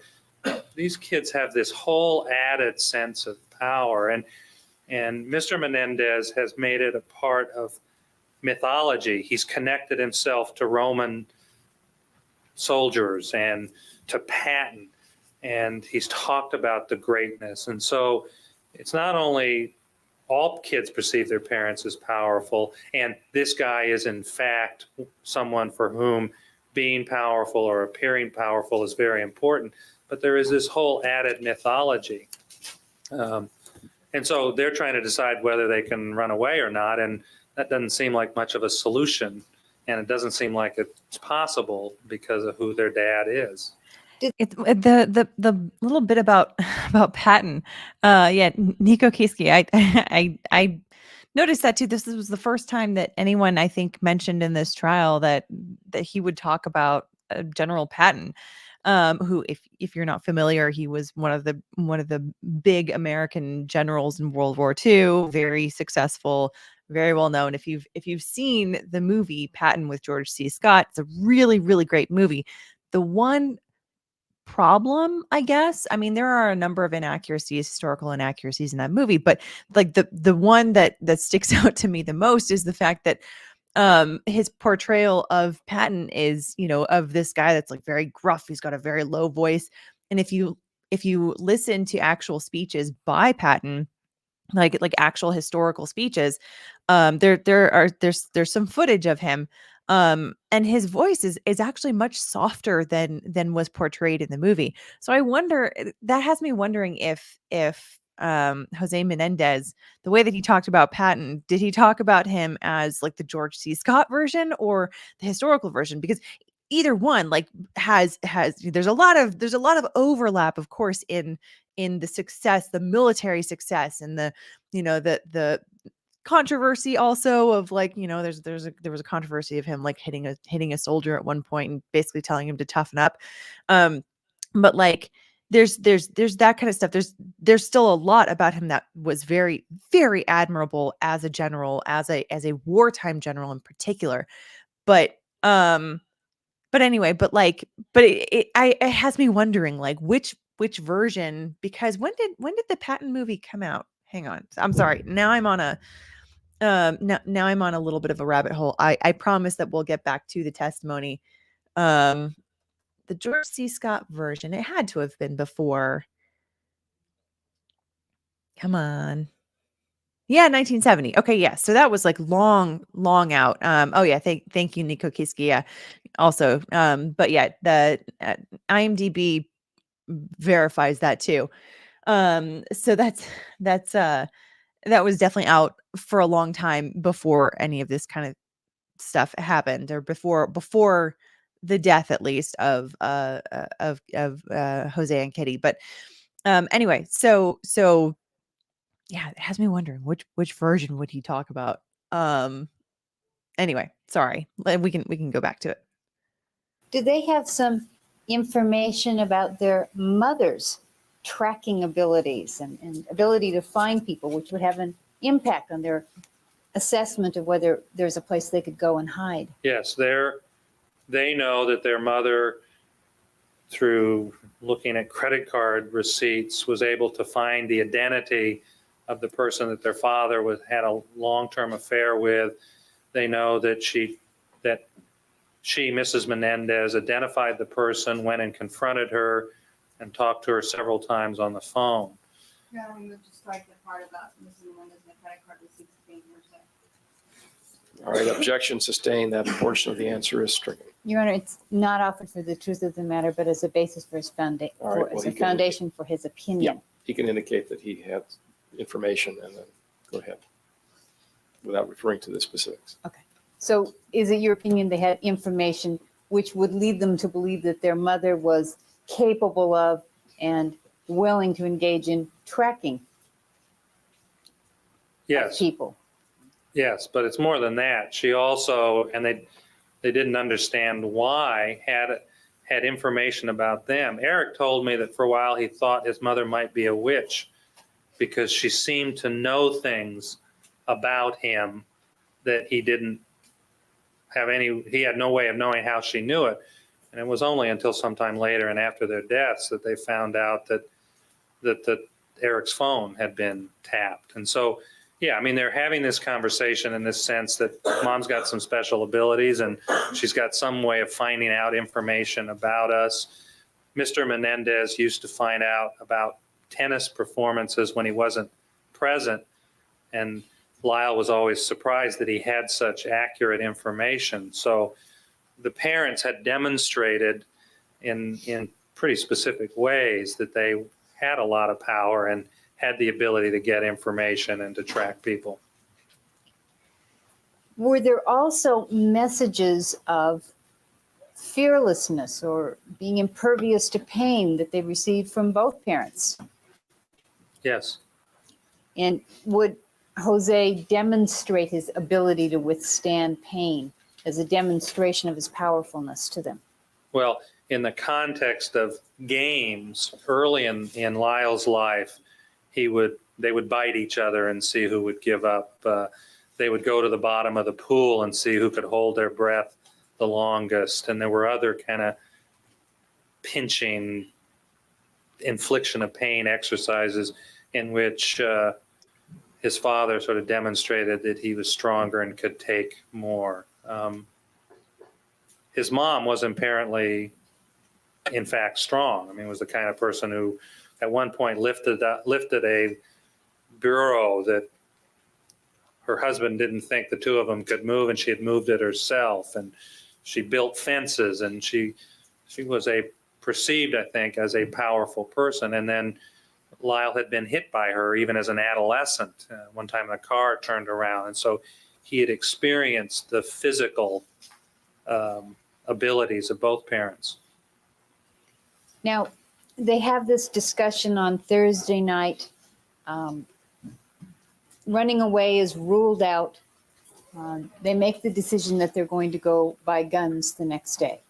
Is that Yes. your understanding? Yes. And what would their anxiety level be at this point? Now that they've made a decision, do they sort of calm down and they're no longer fearful? Or is there something about having made that decision that would add to their fear? Well, conceptually, but more importantly, in what was described to me, they're at a high fear level. You know, it doesn't go back to ground zero. This is an exceedingly unusual step for kids to take, that we're going to go out and buy guns to protect ourselves from our own parents. That's done and believed at a high level of arousal. Now, the next morning, Eric has testified, and I believe Lyle also, that Eric's out on the tennis court practicing his serve when Lyle finds him. And how do you explain that? How do you reconcile that with the high fear level that you've described? Well, one of the characteristics of people who've been traumatized are a range of avoidant behaviors. They try to avoid that which produces anxiety. Another way you could say it, they use different mechanisms to deny the reality of the threat. And so Eric gets up the next day in a state of denial, trying to avoid it. His brother comes out and sees him and wonders, what's going on here? This doesn't make any sense. It adds, I think, to the irrationality of the feelings that they're having. I don't think it's inconsistent on Eric's part with what we know about trauma, but it surprises his brother and kind of adds to this high level of arousal that's taking place over these days. Is there a component of confusion or Or is Lyle certain at all times of exactly what's going on? No, I mean, I think he's constantly trying to figure out, am I reading the cues right? Is the danger right? No, it's not possible. It couldn't be. So he is going back. I think his brother is going back and forth. And then they go back and forth together. For example, in the car, as they ride to San Diego, it's a little bit later in the series of events. They go back and forth in the discussions. One of them believing they're going to be killed, and the other one saying, no, it couldn't possibly. So they go back and forth. Confusion in this kind of heightened arousal situation where there's incredible fear, where there's ambivalence because there is connection with the parent and all these other factors. I think confusion is a characteristic state. Is there a desire to believe that it's not true? Certainly. Why is that? Well, because many battered children want to believe that, in fact, the parent will be a good parent. Kids who've been battered will crawl back up into their parents' laps in the hope. So there is this need that I think we all have that most of us only reconcile much later in life, whatever our issues with our parents are. And so, yeah, there's an incredible desire that, these parents are in fact going to turn around. They're going to be good parents and caring parents. And Lyle, I think, operates a lot of his life on the feeling that if he just does it right, he's going to please dad. And he doesn't have much evidence that he can please mom, but he certainly has the hope that mom will. So, yeah, I think there's incredible ambivalence in believing that your parents would kill you. What's the message to Lyle from his father with regard to his ability to be Jose Menendez's son, to continue in that role? Does he feel like he's secure in that role, or that it's something that's always at risk? I think it's always at risk. And it's not only always at risk because you may not be able to do it, you'll fail, but they're also, not only in Lyle, but in other family members, is the sort of expressed belief that he could never be Jose. Lyle's grandmother told me that Jose wanted Lyle to be like him. And she said, but that was impossible because they were millionaires. Sort of communicating this myth that Jose had come up the hard way and his greatness was earned and it would be impossible for his son. And Lyle told me that quite genuinely another number of times, that he felt he could never be as great as his dad because his dad was, about as great as you can get. Well, also they were completely hamstrung in their ability to function as functioning adults. Like the whole, I mean, all of their academic experience, all of their stuff was done by their parents for them. And then that one vignette where Lyle, took some time off of Princeton and then was like interning at his dad's work, and he was just thrown into some role that he absolutely was completely unprepared to do. Like, every single message that he got from his parents was like, you are not able to succeed. You can't really do anything without your parents. So it's like, I mean, they were also raised in that way. Man. So he tried, and there was always the threat that if you didn't do it just right, the love would be withheld. And there were examples of when it was withheld. Was there a sense that he wouldn't even get to continue to be his son? Somehow he would cease to have that role in life or that identity? Yes. Now, you talked about the drive down to San Diego. Was there information that was provided to Lyle during that time that had an impact on his fear level? Yes. And what was that information? Well, in this long drive, his brother begins to provide more detail about the abuse that Erik, had been exposed to. And Lyle gets a sense that this is much bigger than he had realized before. And so he sort of was operating on not all the information about what his dad had been doing. And I don't know, and I'm not sure he knew what his fantasy was, but he had no idea when his brother had made the first disclosure that the sexual abuse was as extensive as it was. And what does this do to Lyle's perception of who his father is? Well, it shook his view of his father. I think it also increased his own sense of responsibility in needing to protect his brother. Did he express some anger at Erik for not having told him? Yes, and one of the things that he was angry about is that Erik told him that his father had said, if you ever tell Lyle, I'm going to kill Lyle. And so this sort of increases, he didn't have all the information. He was making a plan and he was going to confront his father based on incomplete information. When they get to San Diego, they end up buying the guns and they return to Los Angeles. And would the effect of buying the guns and having them in their possession make them calmer now, or make Lyle Menendez calmer now that he now has protection? Well, I don't think conceptually it would, and it certainly didn't in his description sound like it had that effect. I mean, again, this is a big step. It's out of the ordinary. It's unusual. You actually have these big, heavy metal, lethal things in your possession. I don't know whether it dramatically increases it, but it certainly helps to maintain a high level of fear and arousal. When they return home, they are told that the time for the fishing trip has been changed. Is this another one of the cues you had talked about? Yeah. What was the significance Well, of this? in a hyper aroused state, fearful, looking for cues that are going to tell you what is going to happen, the changing of the delaying of the fishing trip, and there is a possibility that the fishing trip is when your death is going to take place. The moving of that time is an ominous signal that something is afoot. On Saturday, they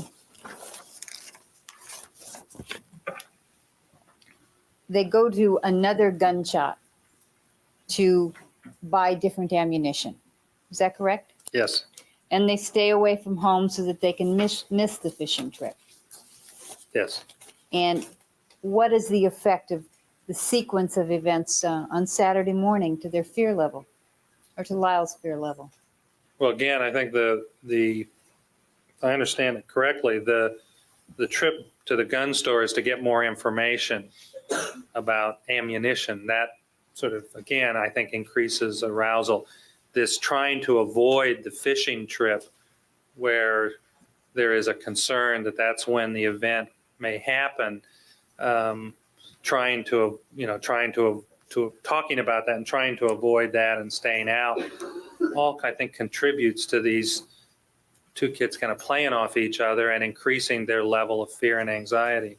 Now, when they return home thinking that their parents might have left already, and they find that they're there, they end up having to take one car instead of the two cars that they want.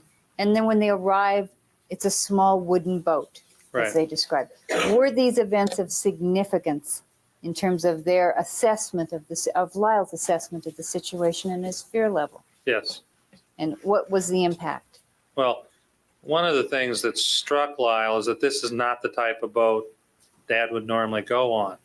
He was anticipating a much bigger boat, and this seemed kind of small. And he wondered whether the charter captain might be somehow involved in this plan. Maybe he was going to be paid to help kill the brothers on the trip. And so the boat not being characteristic of the kind of boat Dad would rent, it being small, seemed like it was a dangerous place. I mean, it's like battered women will sometimes talk about feeling safer outside, but when it comes at night and they're in the home with the batterer, it's a smaller confined environment. And so there's a lot more fear because it is a smaller confined space where escape is more difficult. Now, would someone who hadn't lived in the home that Lyle Menendez lived in and didn't know the parents as he knew them necessarily see anything ominous about taking one car or the boat being small? I don't know. You don't know, or No, I'm sorry. I don't think they would find it. They would not be reading those cues in the way that Lyle was, because they didn't have the prior battering experiences that make the reading of the cues as significant as they are. Debbie Faison Cook, yeah, a small wooden boat for shark fishing. Have they not seen Jaws? Did they not see Jaws? I mean, right? Come on. You're going to need a bigger boat. does this necessarily mean he's reading the cues wrong? Is there one interpretation that he's reading danger into things that don't represent danger at all? Is that one interpretation? Yes. Is there another interpretation that because of his knowledge of who these people really were, that he is seeing danger where it in fact exists? That's really probably one of the most complicated questions. That's right. He's either misperceiving of it because of his experience, or because of his experience, he is quite accurately perceiving the danger. Is there anything about the behavior of Lyle and Erik Menendez on the boat that is significant to you in terms of indicating what their fear level was at this point in time? Well, the description that I've heard is of, these two teenage young men huddling at the front of the boat. It certainly seems to suggest a level of fear, avoiding. Let me stop you a second. You said teenage. Lyle was 21 at the time. My representation of him in my mind, because I don't think he was, in fact, developmentally the age he was, is of considerably younger. Okay. Yes, he was 21, so he's a young adult, young person. Okay. All right. So here's the two of them. You were describing the, Huddling on the boat, trying to avoid going back, only going back when they're called back to look at the shark their father catches. And that would seem to sort of suggest objectively that there is something they're avoiding and some level of fear. now, when they get home, they find out that nothing happened on the fishing trip, that they weren't in fact killed on the boat. Is that correct? That's correct. And it causes them to wonder, well, maybe we're wrong in our assessment. Yeah. Kind of a decrease in arousal. As you get more frightened and more anxious, does your judgment get better or worse? Well, heightened fear higher levels of fear can interfere with judgment. Now, in some situations, a fear response, there can be sort of automatic training can take over, for example, police officers or firemen or people. And so sometimes in a fear response, there can be great clarity around a very narrow task. But for the average person, I think fear tends to interfere with judgment. And when they return, there's the confrontation with their mother, and she indicates if Erik had kept his mouth shut, things might have worked out in the family, something to that effect. Yes. And that seems to have been of great significance to both Lyle and Erik based on their testimony. Yes. And what is its significance to you? Well, I think mom's rage, again, increases the arousal, but I think the most significant is that she's talking in the past tense. She says things might have worked out. That sort of communicates to Lyle that whatever it is has been decided, that there is great risk. And is there any impact on the fact, or any implications of the fact that no one, neither Mr. or Mrs. Menendez, has talked about what was discussed Thursday night? Yes, it's hard to imagine how, given everything that's happened, people aren't talking or processing it or arguing or trying to negotiate back and forth. And so the pretending as if it was never brought up is read as a signal that the decision, whatever it is, has already been made. So it increases, I think, the fear.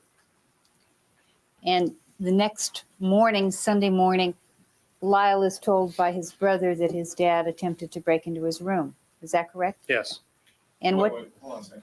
Let me say this, counsel recites something and asks the witness, is that correct?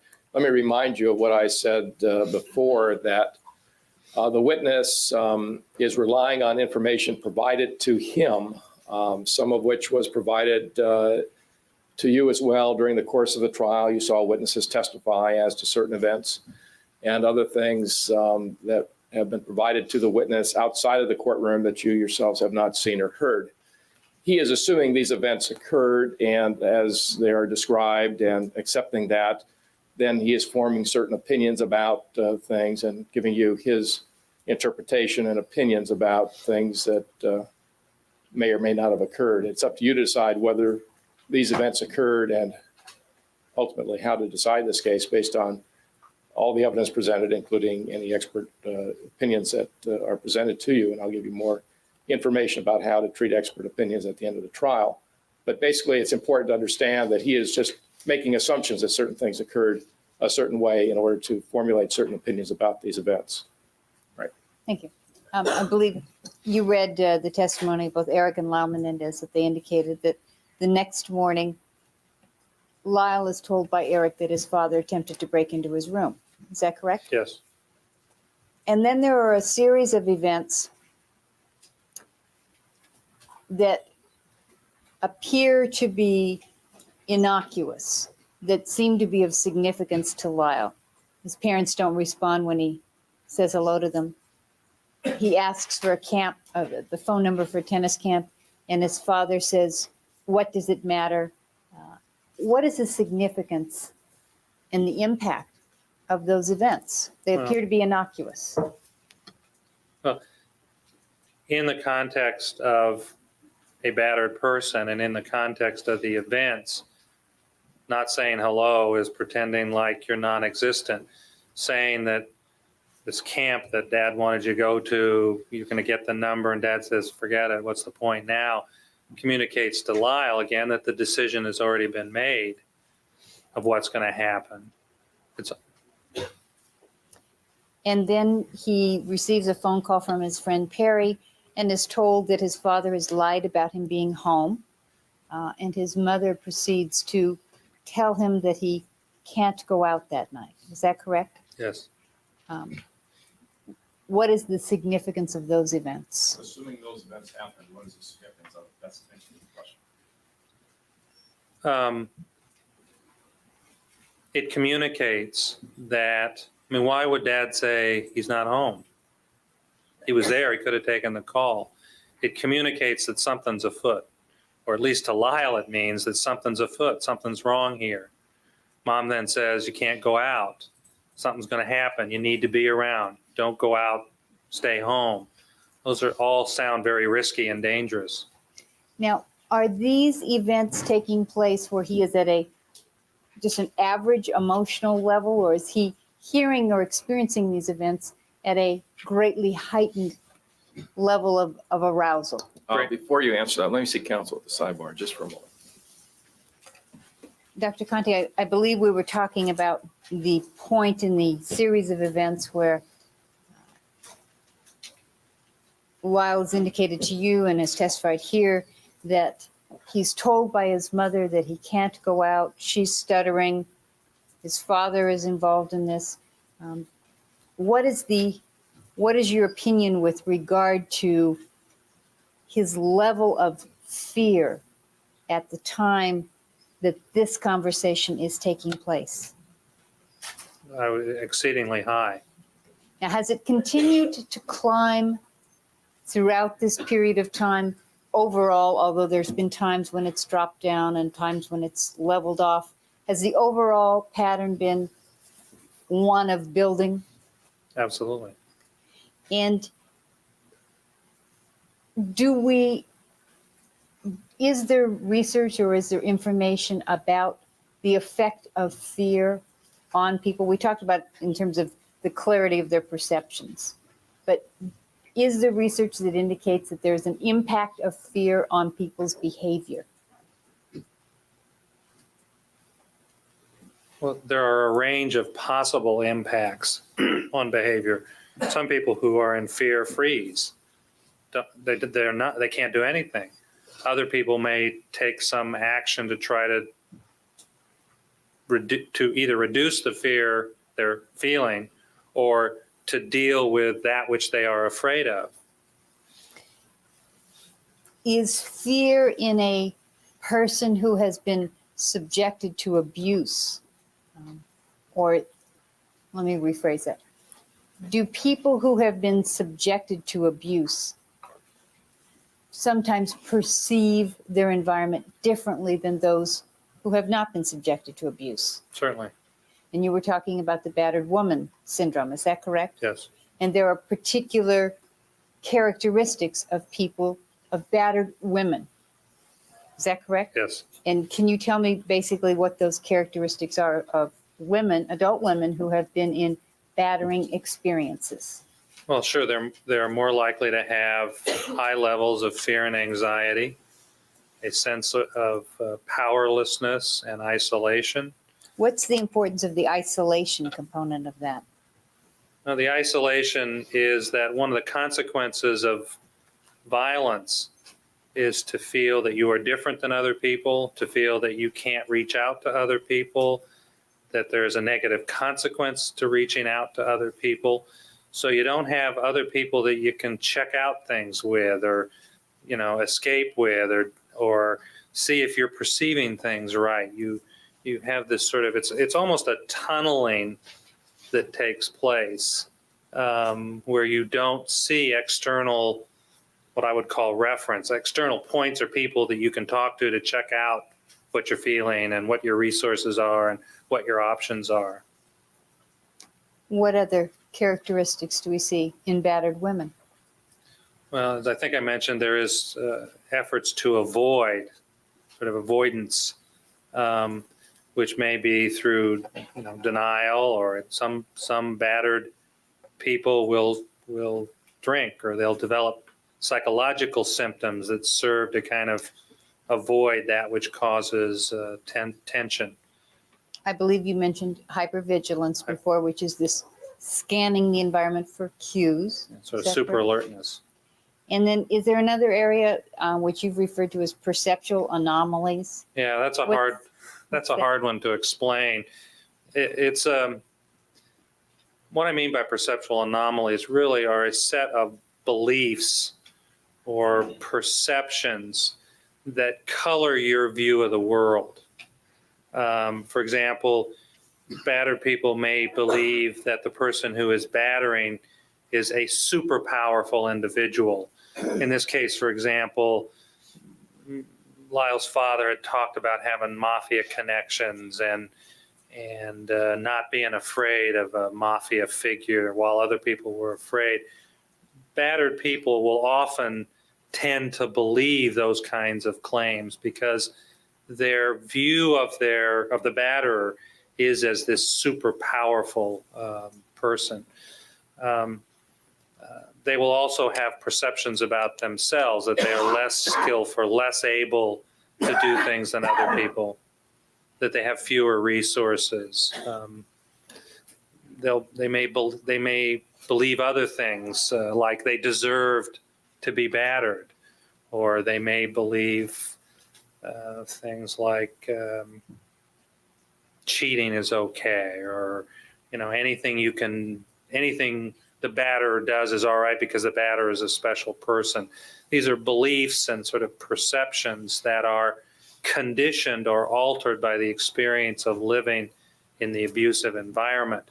Okay, now for these women, these battered women, these are characteristics you commonly found in them. Is that correct? Yes, you don't find them in all, but you commonly find them in battered women. Now, is there any reason to believe that children experience this type of situation any differently than adult women? Yes. And what would be the difference?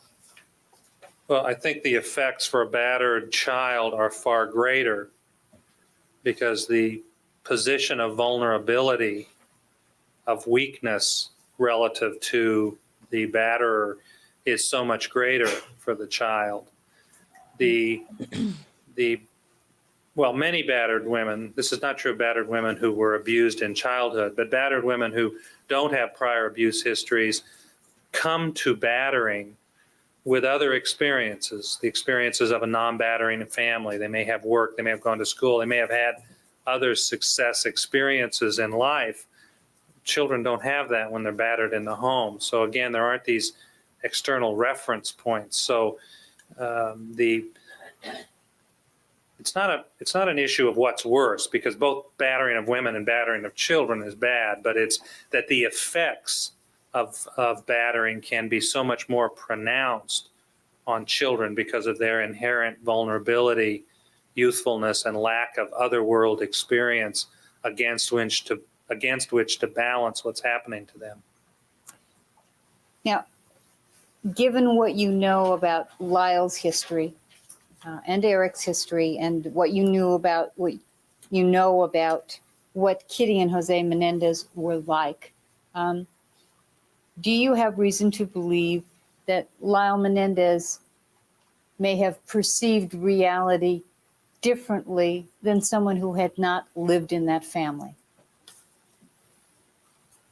Would have seen cues differently, would have read the situation differently than someone who didn't live there? Yes. And I think you indicated before that you cannot say whether he was misreading them because of the experience or he was reading them more accurately than other people would. Is that correct? That's correct. And you've described that over this period of time, the fear and the anxiety has been building. Is that Yes. correct? Yes. And is it true that in fearful situations, if someone is already afraid, it takes a smaller incident to jump the fear level than Sure. it would if somebody were at just a level of arousal? Certainly. You're that- already at a hyper level. So a less significant event may increase it dramatically. And there has been testimony here, and I believe you've read it and talked to Lyle about it in terms of the sequences of events which directly precede the shooting, which is the fight with the father, the fight with the mother, the closing of the door, the comments that are made. What is your opinion with regard to the effect of those events on the fear level? Well, I think they were critical in pushing the level of fear to the point where some action of protection was necessary. And is this based on both your knowledge of battered persons and your specific, generally, and your specific knowledge of this case? Yes. And based on that information, I believe you're aware that the people have proposed various theories for the reasons for the shootings in this case. One was that it was done for money. Are you aware of that? Objection, argument of the causal conclusions. Are you aware of that? Yes. And did you consider that as a possibility in evaluating this material? Yes, And did you reject it? I did. And why? Your Honor, I would object this as the improper opinion.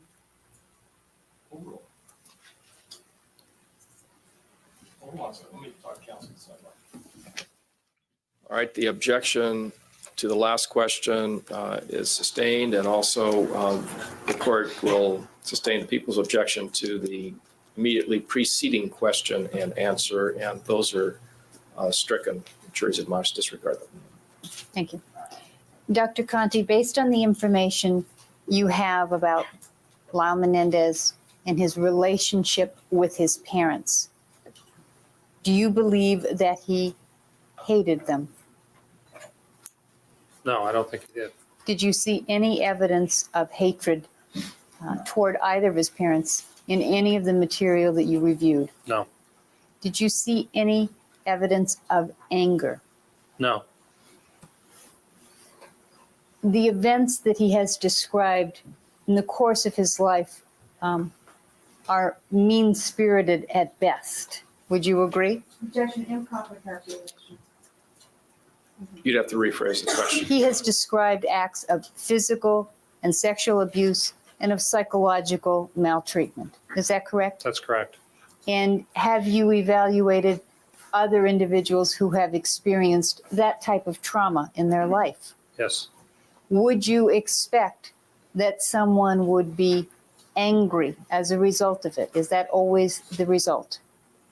It's not always the result. In fact, it, especially for younger people, is a rare result. Why is that? Well, it has to do with the abuse taking place in the context of a family. It has to do with the child's need to have a parent. It has to do with the child being afraid to express anger. It has to do with the child trying desperately to conform to the parent's expectation.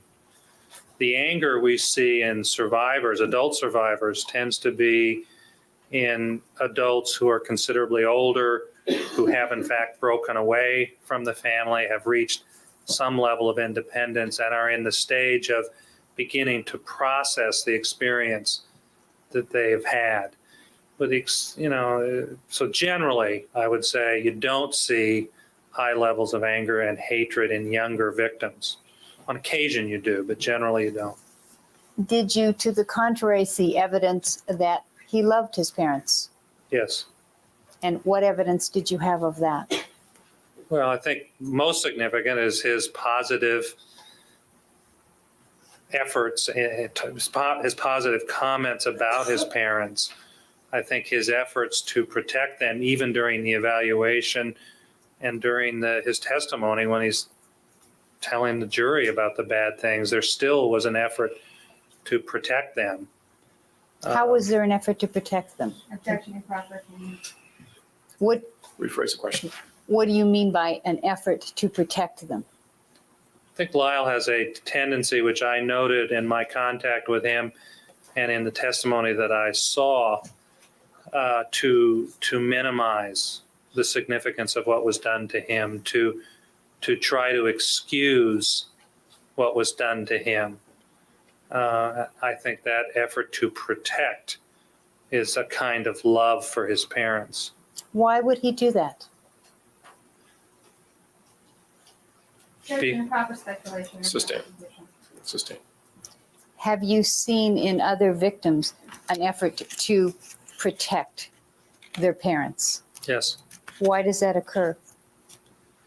Well, again, for the reasons I mentioned, that parents are all important to development. To reject them even when they're bad and horrible is to suffer a loss that's far greater than many young people are willing or able to bear. There is always the hope that things will turn around, that they will stop being the way they were, that they'll just love you. But in this case, his parents are dead. So things aren't going to turn around. Why would he want to protect their memory? Well, that's an incredibly complex question. I think for some of the following reasons. First of all, Lyle is an untreated victim of child abuse. So he has very little awareness about the full impact of his life experience on him. And until he is older and hopefully in therapy, I don't think he'll begin to develop that kind of understanding. And so in the same way he protected them when they were alive, he didn't tell. He kept the secret. I think he's continuing to do that in my contact with him and in his testimony that I saw anyway. It's the sort of ultimate problem to bear what was done and the level of harm and sickness that was in that family is to do an incredibly strong and revealing thing, and it's difficult. So, he's been trained all his life not to reveal, and he's been trained all his life to keep the secret and protect and not tell people, and he's done it somewhat reluctantly. He's done it, but I still think he's kind of trying to hold back and protect. Thank you. I have nothing further. All right, we'll take our recess then. It's 12:30, and as I indicated, we would not be in session this afternoon. One of the jurors. Okay, so we can cut that off there. Next time we will be doing the part 2 of Dr. John Conte's testimony. As Nico Kasky very aptly said, Dr. John part 2, Conte nude. um, anyway, so thank you so much for joining me. Let's get a few questions real quick. Scottish Jason, have you heard of the Apple River trial? Would love to hear your opinions. I have heard of it. I haven't. I know the basic details of the case. I haven't been watching very, very closely, but it's one that I maybe should take a look at. I know that the I've talked about this before. Was this on members only stream? Maybe it was on Friday. So I apologize if this is new to you, but the defense team includes Corey Shirafisi, one of the attorneys on that team. He's a fantastic Wisconsin litigator. He was on the Kyle Rittenhouse defense team, and he's an amazing attorney from what I have observed of his work and practice, like in the courtroom. So I would imagine that the team overall is a very, very good team there. I don't know the very specific nuances of the case, but it's one that I might need to look into because I've gotten a few questions about it. Flashfan 85. I wonder what this trial's jury selection process was like. Do you think it was more complicated because they had to select 2 juries? That probably complicated things a little bit. But keep in mind, Los Angeles County is a very, very large county to draw from. So I would imagine that they had plenty of opportunities to select a proper jury. Now, how exactly they went about that, I don't know. I don't know the details of that, but that's interesting. Now that you mention it, I'm kind of curious about it. Debbie Faison Cook, what was the objection? I couldn't hear her. Improper what? That must have been an improper opinion, as in an improper expert opinion by this witness. So, because remember, he's an expert, so therefore he's allowed to give his opinion on something, but that something has to be within a particular scope, the area of his expertise. Anything outside of that is considered speculation, just like any lay witness giving their opinion of anything other than, the impressions that they had from, that came from their 5 senses. But they're strongly limited on what they can give of those impressions. They cannot go to the point of actually giving an opinion on things. So that must have been what that objection was. So, all right, folks, that for me about does it. We've got some sleepy animals around me now. They were very chaotic earlier, but now they have been lulled to sleep. So I'm sure they'll get up in just a minute and start running around again. But anyhow, I think that's about it. So, okay, folks, we've got more content coming out this week. Tomorrow, I will have a video on my thoughts on the latest Koberger hearing. I know I wanted to get it out today, but it looks like it's going to come out tomorrow. So be on the lookout for that. And we're going to have more stuff coming out later this week as well. I'm also working on a primer video for the Karen Reed case because that kicks off next week. Of course, for members on Friday, we've got a members only live stream. So I hope to see you guys then if you are members. And otherwise, I hope to see you in one of these videos coming up. All right, folks. I think that about does it. Thank you so much for joining me. Whether you are joining me live or on replay, I appreciate every single one of you. And of course, as always, thanks to the mods for helping to make sure that discussion is robust, but at the same time, respectful of one another and inviting for all kinds of different opinions, because I know there are many different opinions of this case coming from a lot of different perspectives. So I think that's it. All right, guys. Thank you so much. And I'll see you guys in the next video. See ya.